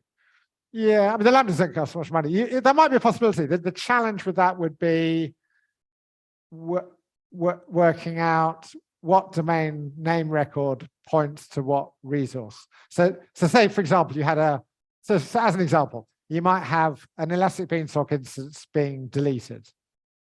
And then, so that's potentially could cause an issue, but you wouldn't necessarily know what you might or might not know what DNS records pointed to it. I'll submit it as I'll submit it as a feature. No, collaborate on it. No, you can put it in the PR. No, it isn't. It could be. That does sound a good idea, actually. It does sound good idea. Another feature request. Have you thought about expanding your integrations to something like HackerOne apart from BugCrowd? Yeah, it's great question and really good idea. And again, the only reason that we've got the integration with BugCrowd is because OVO uses BugCrowd. So again, there was that business requirement for it. But again, if there was an organization who was using this and also used HackerOne and wanted to do that integration, I'd be, again, delighted to work with them. It wasn't that difficult to do the integration with BugCrowd. It's just working out what the API was and working out what the API was and writing those Lambda functions to hook into the APIs. Great talk, Paul. Again, just feature requests, but the amount of people who use things like Akamai and Oracle Dian for DNS, I guess, is the same reason that because it's not used by yourself or collaborators that we don't have that. Yeah, absolutely. I mean, I'd be very pleased to work with anybody who wanted to integrate with any of those platforms, because you're quite right. Organizations don't just use AWS, GCP, and Azure to host their DNS. So it's wherever the need is. I mean, what I'd also say actually is what I found interesting is to see which organization, where this is actually a problem for organizations and where it isn't, is quite interesting. So I found it's a biggest problem where people are doing things manually. Because people manually create DNS entries and then forget to remove them. It's also a problem where even if you do use infrastructure as code, if you've got one repository that is used to control the DNS, and that's a separate repository and maybe a separate team from the teams who look after resources, then again, it can be a problem. But where you almost don't need all this stuff is if you're very much infrastructure as code-based, and every time you build a resource, you create the DNS entry for that resource, and it's all from one repository and one pipeline. So when you delete it, you just, you do it by the pipeline or Terraform, and everything gets deleted at the same time. And then it isn't so much of a problem. So how much of an issue this is does depend on the culture of the organization and the tools and how people work in the organization. Yeah, thanks for another great talk, Paul. I have a question about onboarding to OWASP. What was that like, onboarding the project? It was actually it took a while, so I had to be patient, and I did have to sort of the project director is a busy person. He's got a lot on, so did have to sort of just give him a few nudges. But once he actually but actually after that point, it was actually very straightforward. So yeah, it was actually, you fill in a form, and residual ticket. It actually happened. I was surprised how straightforward it was, apart from just having to gently prompt, the person responsible. And it was very busy. So yeah. Was there a reason why you decided not to join OWASP GitHub? Or you create a separate one? So I know some projects do it, like Zap. Yeah, it was only because it was a multi-repository project. So unfortunately, GitHub doesn't have a feature where you can have sub-projects, sub-organizations, or folders within an organization. So that was the only reason, was because we had 4 different repositories. If we just had a single one, we would have just done it as an OWASP repository. In the OWASP org, I mean. Pardon? Oh, okay. Oh, okay. Move it over. So there is a way. There is a way. Oh, okay. Well, okay. Okay, I didn't know that. Okay.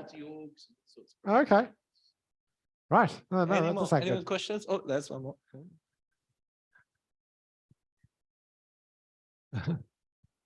So yeah, from experience, the worst case is when people forget about DNS. Do you have a plan to make something to discover DNS in your org, where you can give your domains and it will try to find if you forget to configure something at some obscure cloud provider that was done 10 years ago? That's a good feature request, right? Yeah, I mean, I think that's almost more sort of discovering in a way. So I mean, that's actually what. I think there are tools available which are quite good at, and paid for services. They're quite good at just discovering things on the internet that people within the org don't even know about. Yeah, and I think the so bug bounty researchers would use some of those tools, definitely. So yeah. We did get notified about quite a lot of those from our bug bounty researchers, actually. Yeah. Yeah. Okay. DNS dubstep was any other questions? So I came up with another question, Paul. You showed how the tool works, which is great. Mm-hmm. Where is the documentation? And is documentation available in languages other than English? And do you need help translating documentation to other languages? So yeah, so that's another. So at the moment, all the documentation is just purely within the GitHub repos, and it's to a reasonable standard, but it's nowhere near as good as I would like. It would be nice to have an actual proper documentation website.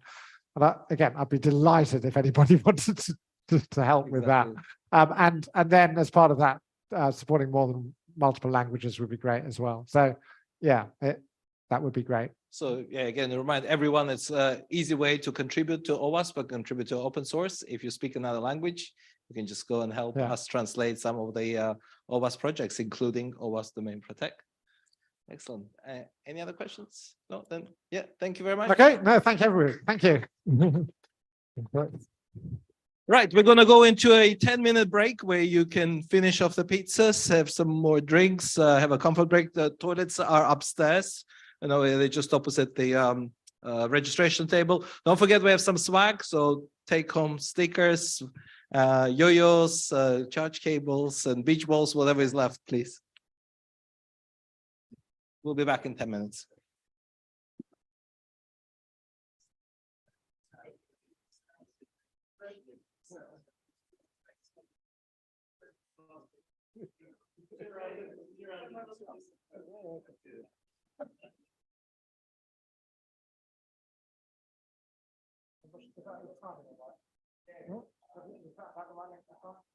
Fantastic. Perfect. Perfect. Perfect. So that's the question. Question. What do you think AWS should do to fix it? Well, they actually have done quite a lot to fix it. They've actually done quite a lot. What, like in S3 or?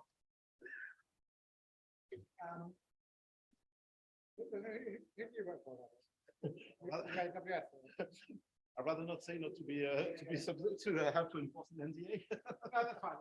So AWS which is they've actually fixed. I didn't go to they've actually fixed the problem. The problem with the demonstrators about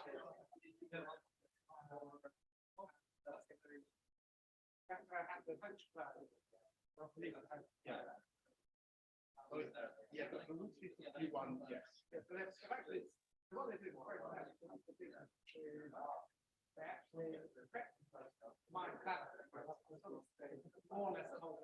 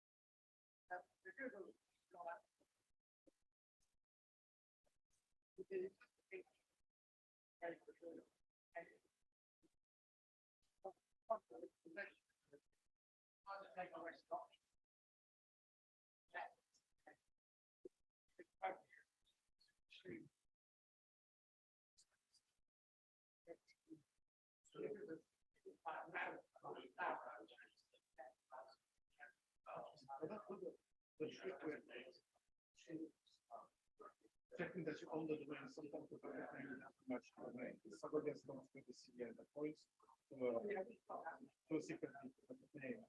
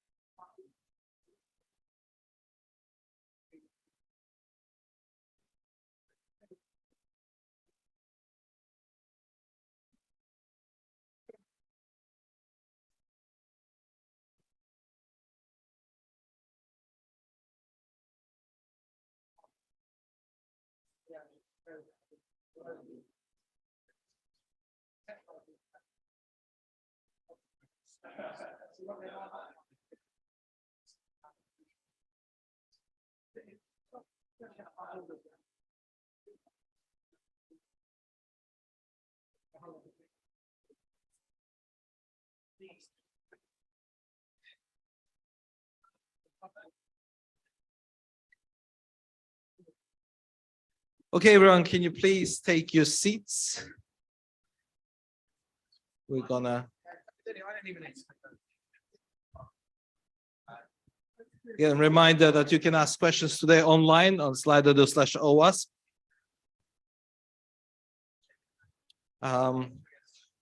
Do you have a slide? Yeah, okay.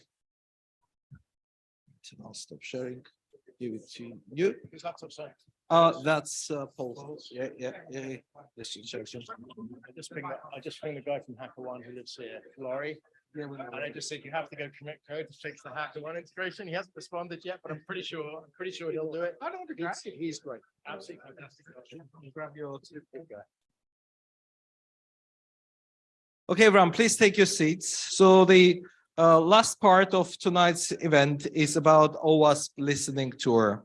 So this is all about Mark Curphey, obviously our original founder of OWASP.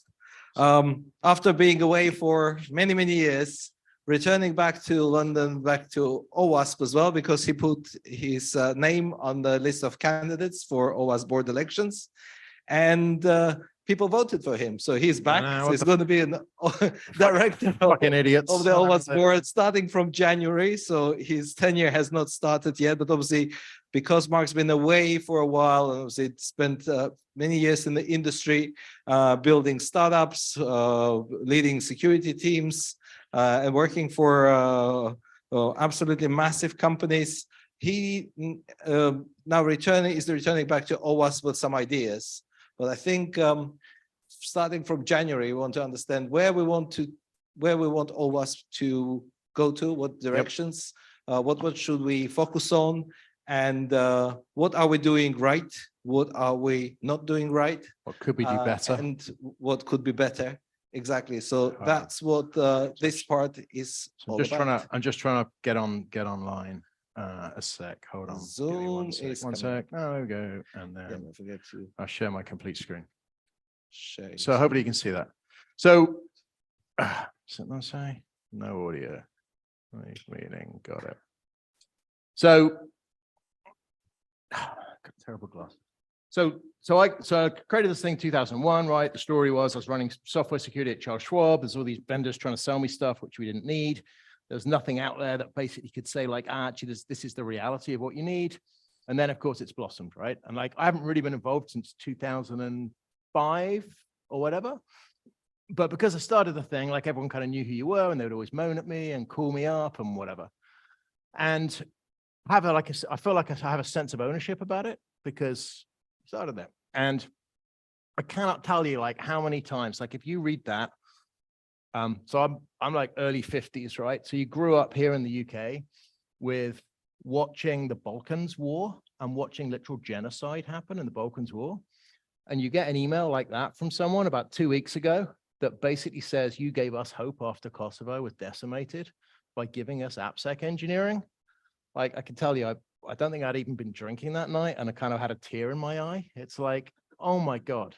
Like seriously, like you take a step back, and it's like you literally gave a whole bunch of young people hope to get out of a war-torn area. And so like there's so many stories like that just, you know, you realize like OWASP, so in my opinion, OWASP has a real responsibility to do everything it possibly can, not only, you know, to help improve, you know, software security, but like it has a massive reach. Like there are people, I know of a large tech company that spends $500,000 a year training their developers on OWASP top 10. Like it's insane. And so, you know, there's this huge reach. I think the website gets what, 1.5 million page views a month, something like that. Yeah, as it's grown over the space of over the years, like to kind of air the dirty laundry, like there's a bunch of problems, right? And it's been partly because when communities originally start as just grounds up communities, that's fine. When they start having commercial value, unfortunately, vendors kind of come in and start using that commercial value. So again, to be open and honest about kind of where I think things are, there are some OWASP top 10s that are basically sales data sheets for some vendors, which is kind of crazy. It's like, oh, look, here's what the top 10 things are, and oh, magically the shopkeeper arrives, and here's my project that solves it. And that's not the only thing. Like I was saying this to Sam earlier. Like, and again, this is the dirty laundry, right? Like this is not I'm just the problems are there to kind of help us fix them. But like, you know, this is one of the projects that sits in the GitHub repo. Like, you know, last commit was 13 years ago. So, you know, and these aren't necessarily normal, but like I think as a project, we have a responsibility to make everything absolutely as best as we possibly can.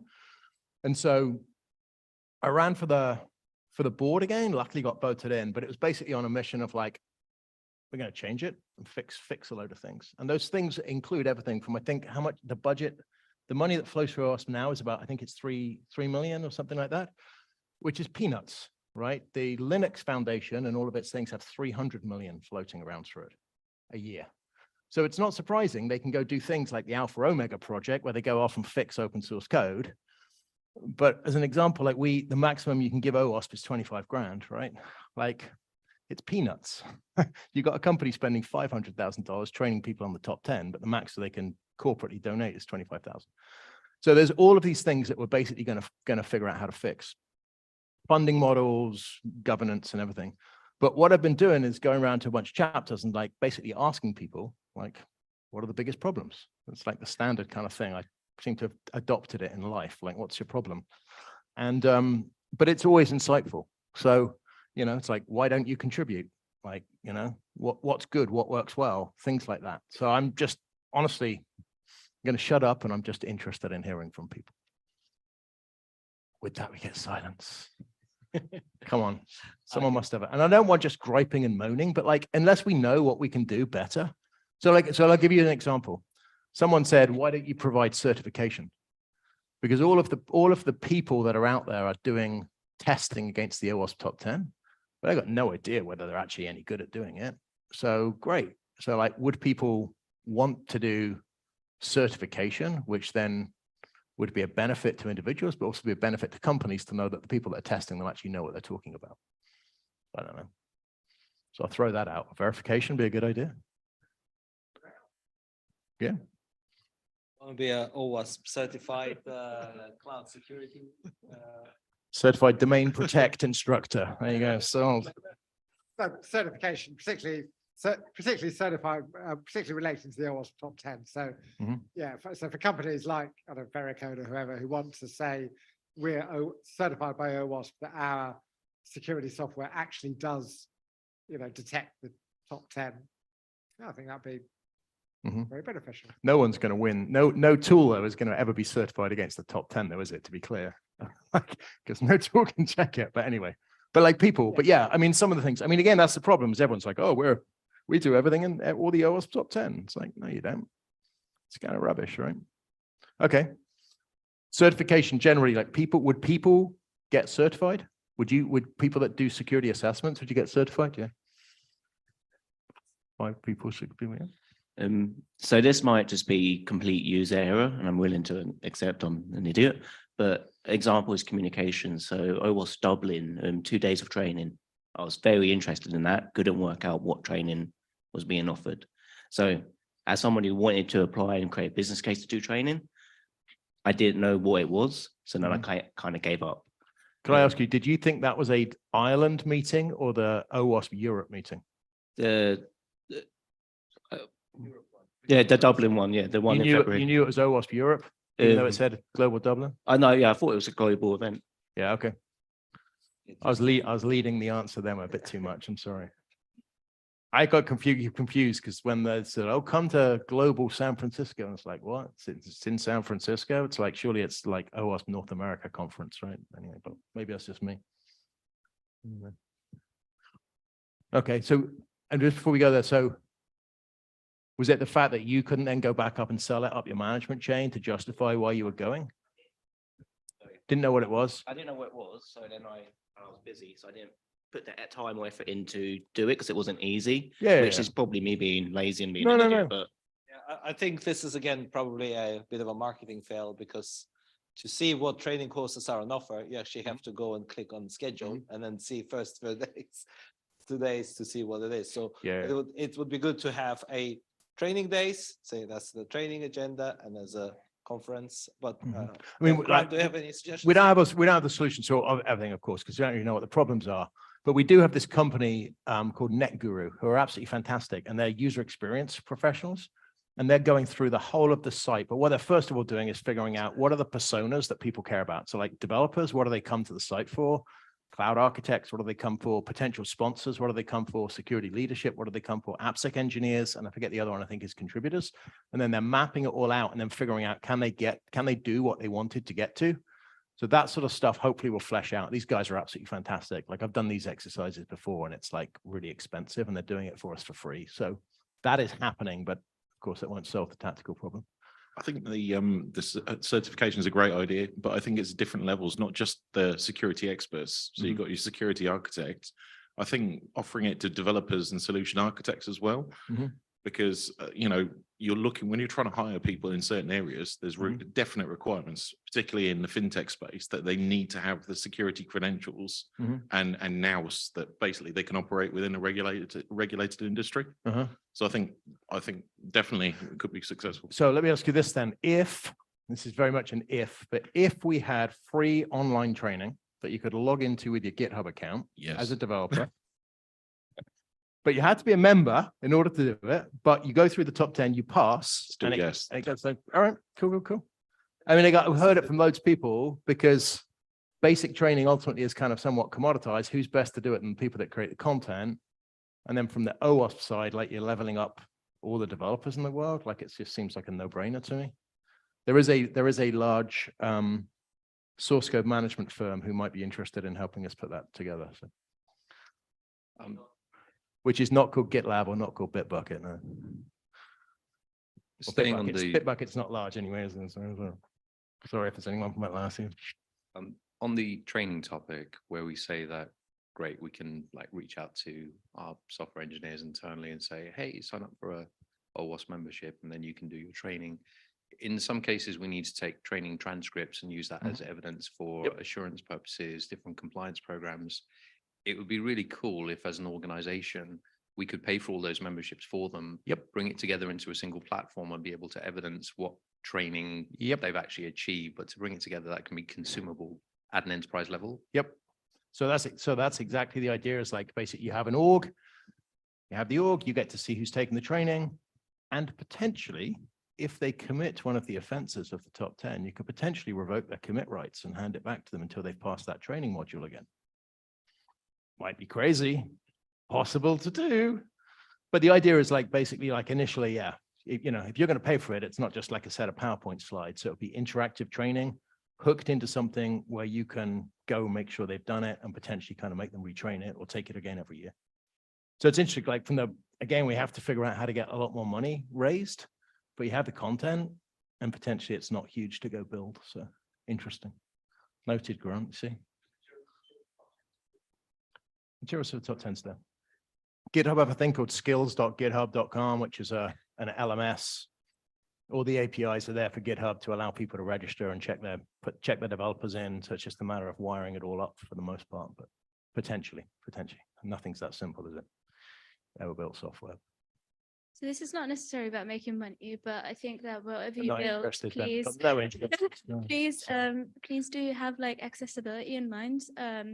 Like for many like engineers, I would say a lot of us are neurotypical.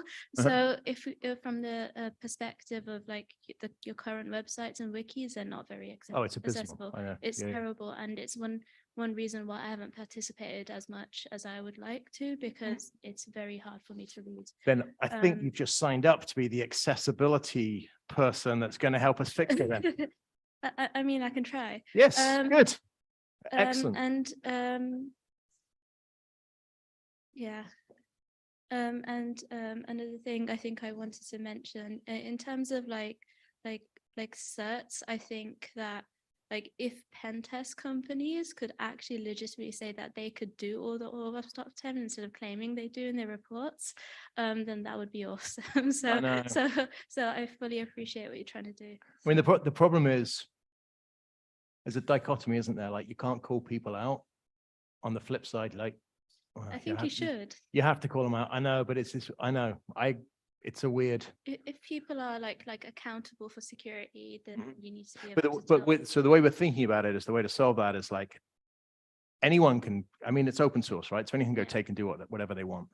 But you could have people who legitimately have gone through some level of certification if they're a firm. And as a result, like this is what you're signing up to say you can do and what you've done. Therefore, you should have a higher level of assurance in doing it. And then any old cowboy can go and do what they want. And the hope is that someone like you would go and only hire a firm that's certified and then signed up to a code of conduct for it, right? And as part of that code of conduct, it's like, I don't know what the issues are, but you can't test for this. And yeah. I'm saying from the perspective that I've seen reports that are varying regardless of what your qualifications are. Oh, yeah. Right. So I don't think that like it's varying, did you say? Very varying. Yeah, that's very generous of you. I've seen.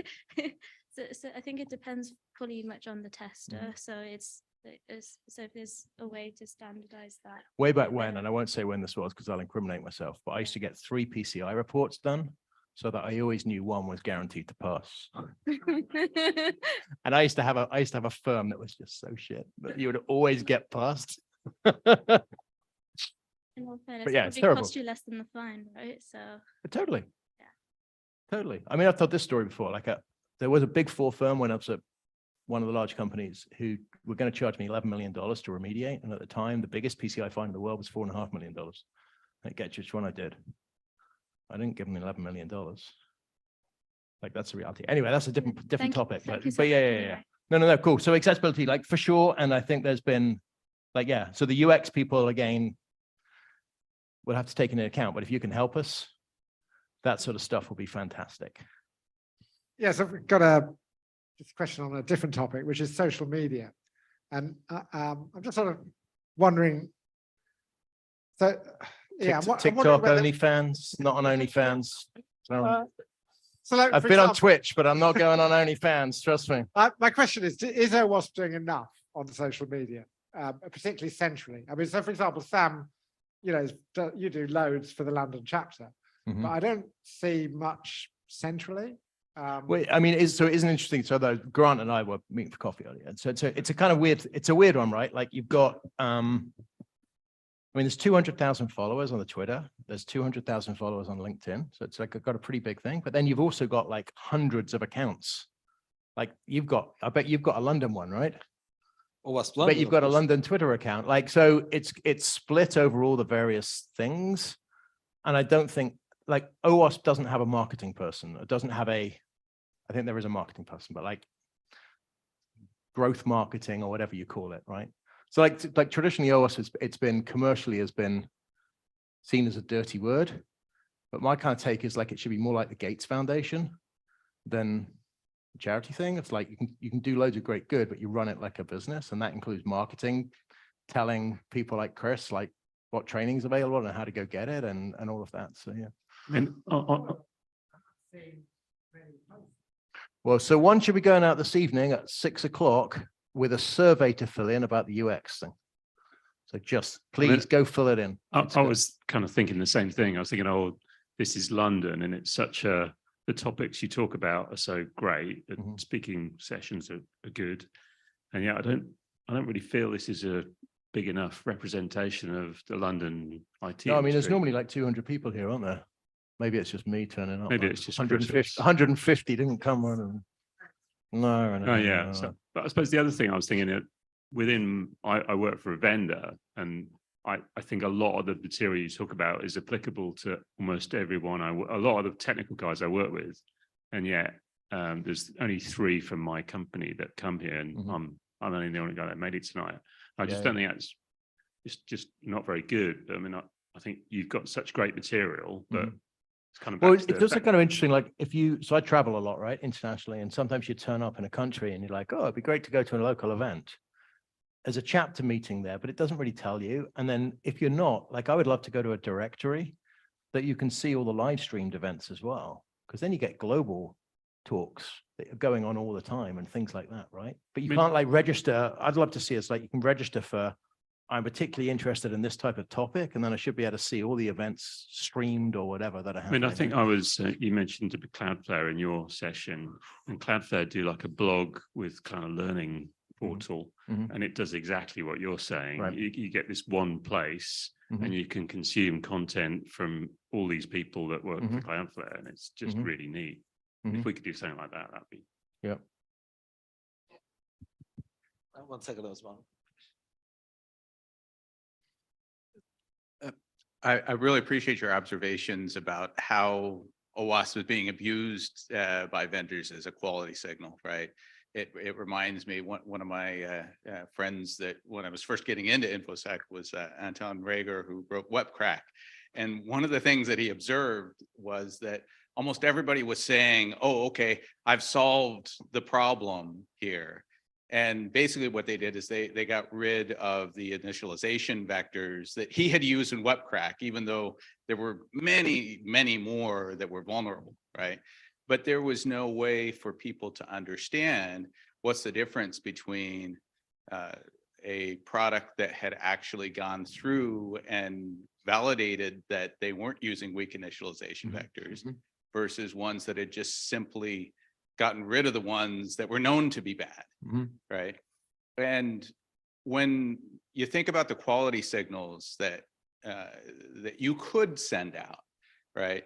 Now, it doesn't need to be something like an SOC type 2 report, but you could definitely have a situation where you're asking the vendor that's looking for some kind of, I wouldn't even call it a certification, but a report that they put together that basically says this is what we're doing, right? When we say we are addressing this particular top 10 item, these are the specific things that we've done. Now, they don't necessarily have to map that all out publicly, right? But the report that then has your analysis of how thorough that is, that could be public, right?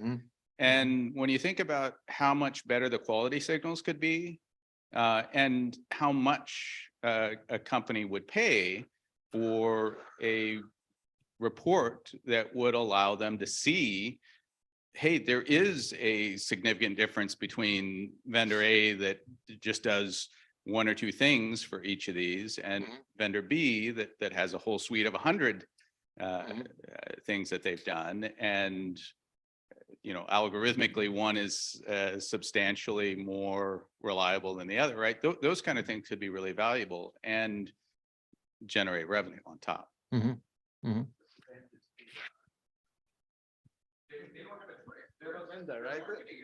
No, because I exactly what you're saying. We have a management product that goes with our ADC, and it does. You check a box, and it does the OWASP top 10. And you're asking for transparency, and I was thinking, oh, I need to ask my engineering team, well, what are you actually doing? And I think they're not. But I think when people, but when people procure and they're like, well, has someone at OWASP said that that's okay, and like not, then people purchasing power kind of has a pretty big thing, right? I mean, back to the quality thing. So there's so like the main top 10, right, has a lot of scrutiny behind it. Like there's a data science guy, they plow it. You can argue about you know, the data behind it has bias, confirmation bias, because the people that drop it, whatever. But like ultimately there's a level of scrutiny behind it. Unfortunately, a lot of the top 10s don't have the same level of scrutiny.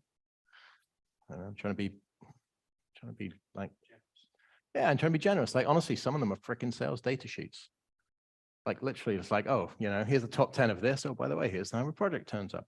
And that's no one's fault, because like, you've got to figure out how to enable everyone to contribute with a very low bar. But on the other hand, you've got to figure out how to put a layer of quality in. So I think one of the things we've been talking about is like, how do you know, as a top 10 or a content thing, like if you want to get consensus, which is probably the best way to go do it from a grassroots perspective, like what does consensus mean?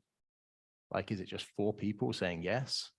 4 people from the same product company who say, yes, this is the top thing? Or do you have representation from operational things? So again, it's just about maturing the stuff in order to raise the bar of those things, but we've got to figure out how to do it.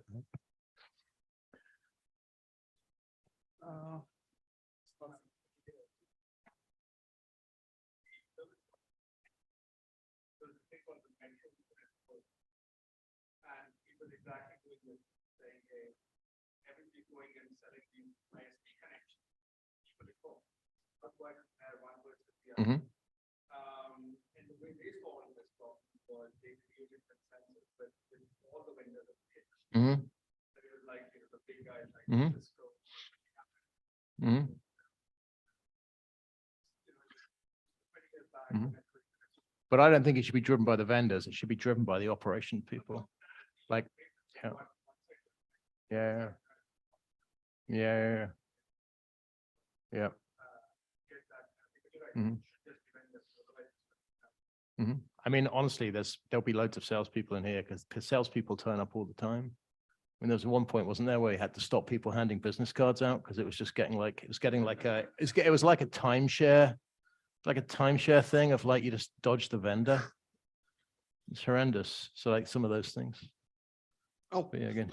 Basically, I wanted to reflect more. You know, the gentleman over there, I think you're saying about that something you need to have. I would most probably expand on that. Hey, I'd probably have a sort of a video repository, for example, sort of projects you've been OWASP has been involved in. So at least that way you get your somewhat out there, if you know what I mean. Yes, because for companies or even for, companies or organizations which are looking for a certain issue to be solved. So that in that respect, you're doing your own marketing at the same time instead of trying to do more marketing. That's what. And you talk about something like an OWASP success story in a particular. Yeah, exactly. So we applied OWASP. Let me seed this one. This is kind of definitely a seeded question. If OWASP had, so ZAP is one of the top 1,000 projects on GitHub, not security projects, top 1,000 projects on GitHub, which is insane. Cyclone DX is right up there, right? And if you talk to any security person, it's pretty much become the SBOM format, and you've got dependency check. So you've got DAST, SCA, you've got Defect Jojo, which is a vulnerability deduping thing. If there was an end-to-end open source toolchain, would people use it? Well, sorry, yeah, would people not necessarily pay for it, but would they pay to get it supported?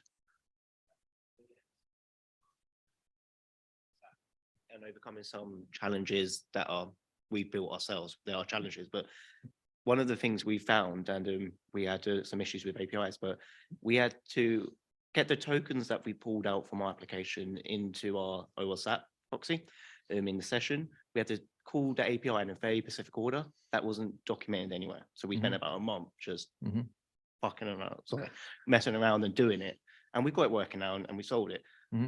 But that's a month's worth of effort on someone in my team, where if it was documented. So did you contribute your documentation back? Well, we're going to. So that's part of it. So we're still testing. We're still testing. Sorry, I kind of knew the answer to that, which is like, no, but again, like,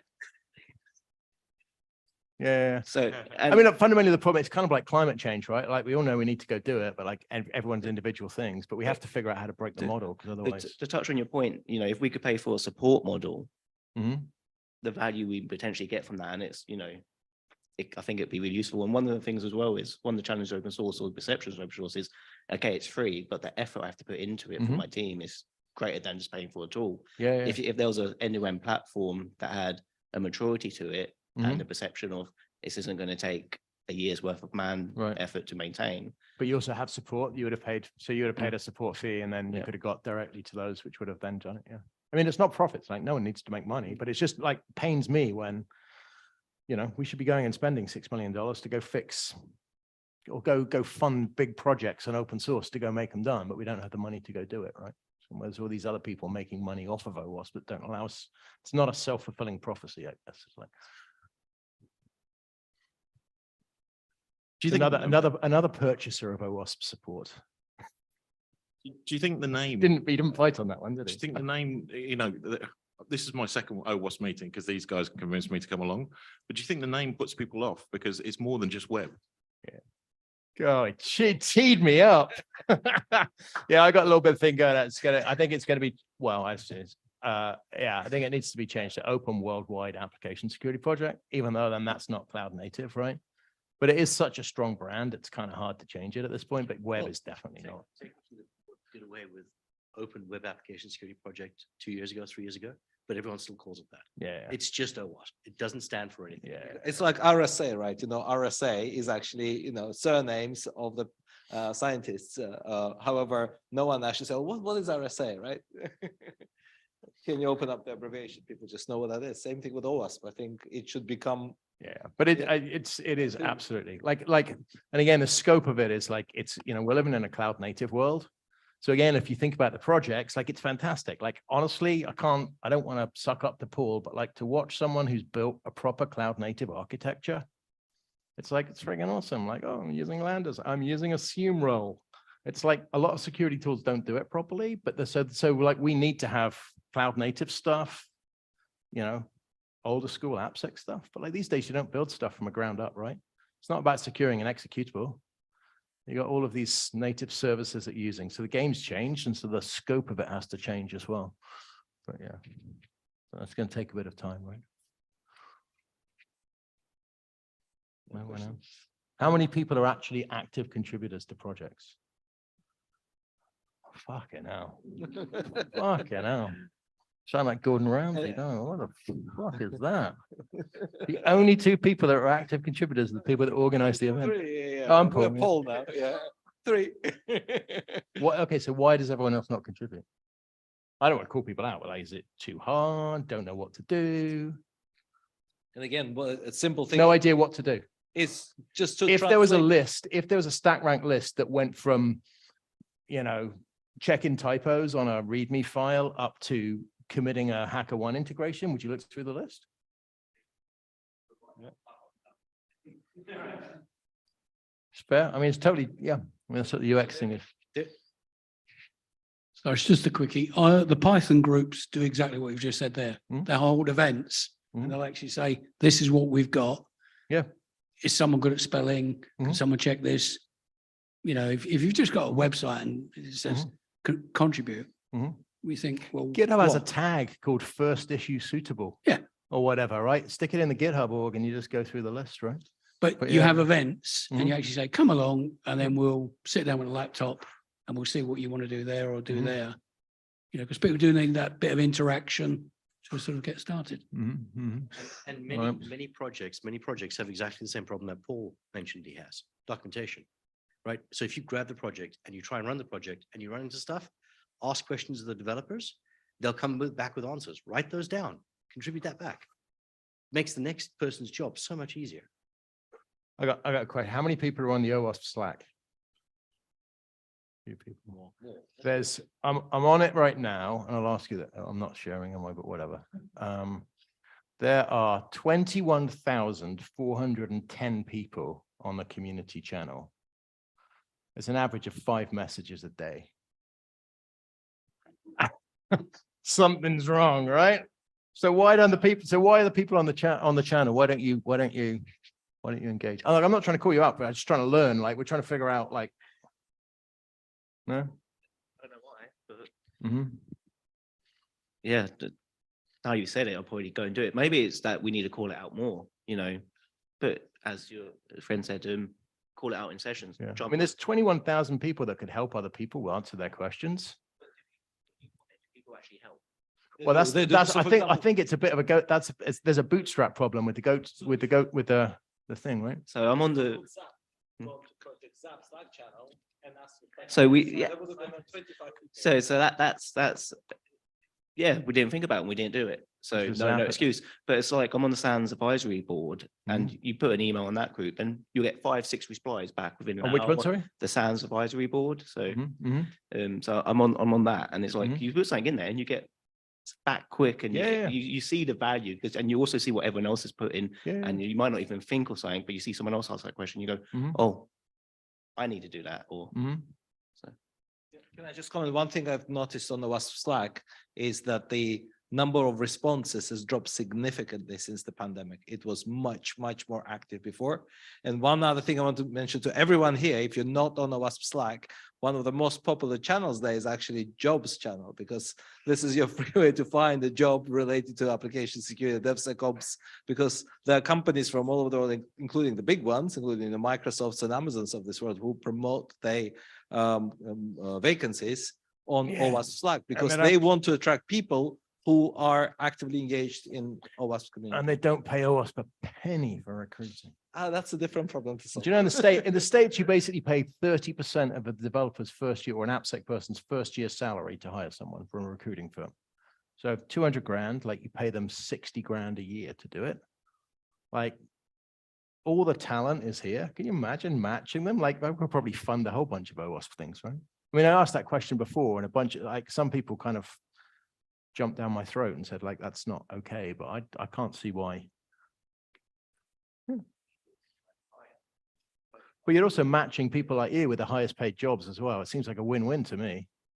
But so you know, Immersive Labs, right? They currently do this thing where like once you've done a certain amount of points or a certain amount of modules, like within their trainings, that you can automatically enroll or apply to certain businesses. So I think that might be like a cool segue into like the OWASP cert thing, potentially. Yeah, that's very good gamification. So why would someone want to take OWASP official training? Because you don't have to submit your CV to Google, Microsoft, Amazon, whoever, because they say once you achieve this many points in OWASP secure flag training or whatever, right? We want to come and speak to you. You're guaranteed to get an interview. Those businesses are paying Immersive Labs, by the way. What's that, sorry? Those businesses are paying Immersive Labs for those leads to potential employees. I don't think anyone really needs to get points to be hired in the security industry right now, though, do they? It's like beating them off with a shitty stick, isn't it? Another maybe idea would be to develop a jobs board within OWASP specifically. So let's say, for example, any sort of, yes, I mean, you would advertise it globally, like amongst businesses. But the thing is that there would be a caveat. Caveat would be that, okay, if you want to approach any OWASP, what do you call it, members or anything like that, okay, or certified people, that they would have to go through OWASP. They can't approach you directly in that aspect. And that could be something. That's another. What else? Someone must have a crazy, I was about to say someone must have a crazy idea, but you already had your hand up. I'm sorry, I did not say, I was not indicating you were crazy. I'm sorry. I guess from an organization side, one of the projects I really like is the OWASP SAM project. And I think someone mentioned the SOC 2 reports, but also having someone, I know there's one with BSIM, which is sort of similar, but just having. Yeah, I know. My co-founder at my company created SAM back in the day, John. Yeah. Yeah. Well, Sigital and then acquired Synopsys. Anyway, so yeah, sorry. But having a perspective of SAM where it's like much broader than what you would find with the top 10, you could sort of, an organization can better demonstrate as a badge to say they are actually taking AppSec holistically seriously. So it could be something I was thinking maybe when organization put these badges to say we have ISO, we have this, one of those badges, PCI, one of those badges could be a SAM one, and we just get an independent review on it. I mean, ultimately, like today, I could go into an organization and say, I can check you against SAM. Like, honestly, I haven't read the thing. Like that's stupid, right? Like, so if you should have some level of like, okay, you're a SAM certified auditor or something, feels like that's just like should be base level. I mean, you're never going to stop other people doing it, but at least hopefully the consumers would say, I'd only hire someone who does it, right? Isn't it true that CREST requires ASBS? Yes. Doing CREST, as a pen tester doing CREST certification now, you can get an OVS, OWASP verified security tester, and it's against the ASVS. So ASVS is the structure, the application security verification standard for the product. And on the SAM side, Seba and I actually discussed how we could get into that space that BSIM is in, where you could actually define what the standard actually requires you to do in order for you to be SAM level 1, SAM level 2, SAM level 3, and then actually have certifications against that. Because why not? At least you'll know that the person who's coming to assess you is actually assessing you the same way as they assess other companies. One of the best things about BSIM is that you can compare yourself against other companies in your same industry, because the report they give you shows you that. I'm trying to figure out how to ask a question that's not loaded, so that's why I'm pausing, because I don't want to load the question. But like, so you brought up a question of that. So SAM is like how you run a program, ultimately, like maturity, and then there's loads of other technical things like ASVS, like are you testing the correct things? How important is it to have coverage in all of the things from like,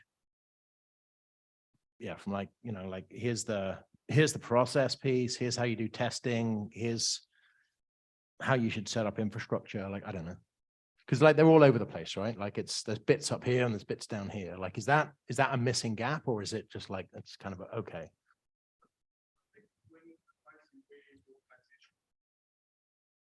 So I think when you're trying to advise how your organization is going to grow, sometimes you find we'll invest way too much in defect management, as an example.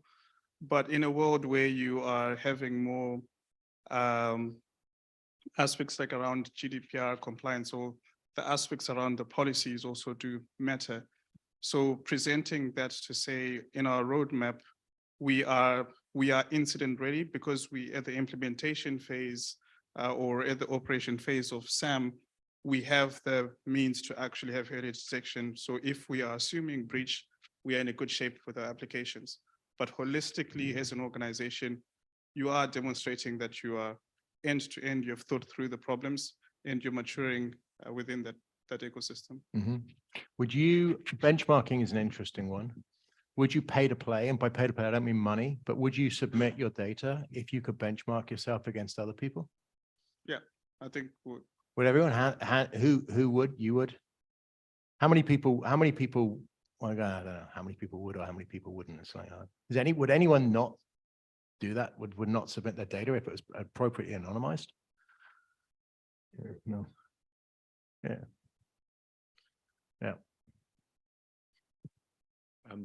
To be honest, I'd quite like to see a lot more benchmarking, like going back to recruitment, which is one of the biggest challenges that I have. I look at a lot of the salary surveys that come out and they're produced by recruitment agencies. And I always go like, it's loaded and there's a conflict of interest. And I think obviously the open nature of it, there's an opportunity to run an open salary survey and ask people genuinely, what are you getting paid, as long as it's anonymously or as long as it's anonymized and people have uptake. But that would be super useful and something that has more credibility that could be used. And the other thing is, and this is probably where it gets really complicated because I don't know how much corporate sponsors are paying, but I would really love to see, and you're going to tell me probably go speak to an analyst firm, how much should we be paying for security tools in the first place? For tools? Yeah, and look at the cost models of, generally, if you look at a SaaS tool, you say it's about £40 a user a month. Well, again, if everyone shares money about how you're paying tools, I mean, I've worked on both sides of the fence, and I can tell you, like, some people pay 10% of what other people pay. It's just like, that's why a lot of people don't publish pricing on the website, on the site, right? I won't mention names, but I worked at one company that acquired another company for the same tools, was paying triple, and they called it the name of my company tax, because they were notoriously hard to deal with. So every tool we had was like hugely more inflated. I got to be honest, I've done that in the past because some people are a pain in the ass to work with. So I shouldn't admit it. But no, okay. So like, so what I'm hearing though is that recruiting is an interesting thing because it would add a lot of value both to the members, to employees, to employers. Hooked into that is certification, which allows employees to potentially show their skills and everything. So they're what? Worth. And then potentially there's a way that, because the recruiters are going to make a lot of money out of it. So there's potentially, which would be an interesting thing to have to figure out how to deal with. It's like estate agents, aren't they? But there's a potential way to kind of go help fund some of that, which is a win-win for anyone. Not a trivial thing to figure out, but interesting. Okay, cool. I think we're out of time, Mark. Oh, are we? Yeah, we're gonna get kicked out. Anyone else have any burning we can things? continue in the pub.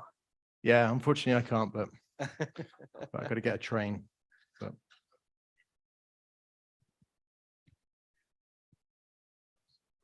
mechanism that encourages people to actually get, I mean, you're complaining because there's 3 of you only contributing. And I was trying to think, oh, is there a mechanism that would mean it'd be more ready for people, other people in here, me included? Well, here's what I'd say. It's like, if you pay it forward, you eventually get paid back, right? Like, that sounded like a dick. I've had a pretty damn good career because pretty much everyone knows who I am. And so you can walk into customers, you can walk into venture capital. So like, it's been paid back, right? And I always say that to anyone. It's like, pay it forward and it'll always get paid back to you on a personal level, right? So that's kind of like one thing. I think that we have to really clearly figure out, like, there's a fine line between vendors and brands abusing OWASP and vendors and brands contributing. But you have to understand there's a value exchange. So as an example, the NetGuru people that are doing the website are absolutely fantastic. They didn't ask for anything, but they're probably committing a couple of $100,000 worth of their services team. We need to make sure that they get recognized for it, because it's like it's 4 people working full time for 8 weeks on it. Like, that's huge. And if we don't have a model where they can get recognized for their work, then people aren't going to continue to do it. So I think we've got that wrong right now. But from an individual level, I think individuals get rewarded by having reputations in the industry and all of those things. But the encouragement is like, yeah. Yeah, I totally agree with what you're saying, and I just suppose that needs to be easy to understand. Yeah, it's kind of a karma thing, isn't it? You put the effort in, and it comes back to you. You've got all the value out because you present this great session. We all understand it much better, and it's going to be good for the community. I'm just trying to think, how do you make it more easy for It's people? an indirect thing, right? Like, from an individual level, and somewhat indirect I mean, look, these guys are clearly got smart people working in security over there. It's like probably a great place to go work, right? But yeah, it's a weird indirect one. I think, yeah, I don't know. But clearly it sounds like we need to be a better job of helping people understand what enabling people, right?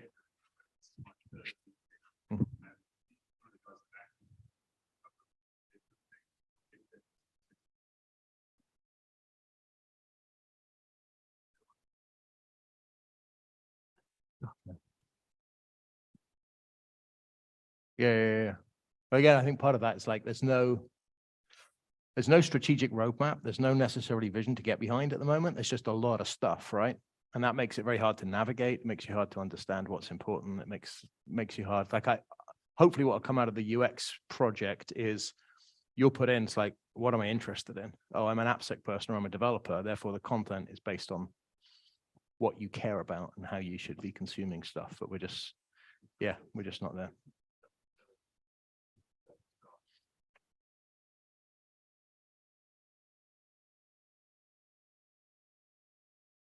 Anything else? No. I know other burning ideas. You can find me on the web, moan at me, tell me I'm an idiot. Loads of people do. Yes. I'm not sure about the certification, but the CISOs of all of those places are great. Like I said, Phil, who's the CISO of GCP, used to be on the board of my last company.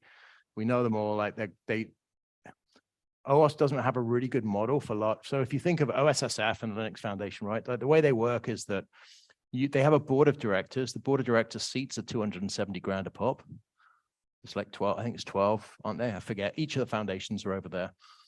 But it's, you know, they get to kind of help guide where the project's going.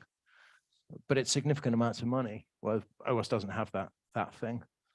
But also when you put that amount of money in, you get people that can make things happen in those companies, and therefore those types of things happen. But yes, hopefully by the time next year, there's a very different, you know, it's less security tools vendors and more big tech. Plus things like National Science Foundation in the US give massive grants out.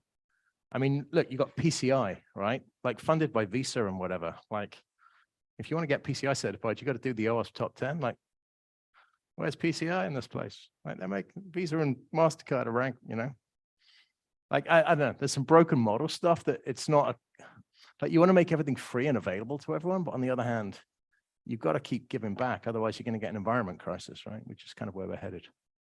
So, God, I'm rambling on. I haven't even had a beer. All right, cool. Thank you. Thanks so much, Mark. And yeah, so I would like to say a big thank you to all our sponsors, and most importantly to Thought Machine for hosting us. Okay, a big round of applause. Right. We all want to continue the conversation. Conversation continues in the pub, and the pub is basically you exit the venue, you turn left and then turn right. You will see Marquis Cornwallis pub there. So that's where we're going to be. If you want to make sure you catch all our next events, please follow us, and all the talks will be published on our YouTube. Thank you very much, and we'll see you in 2023.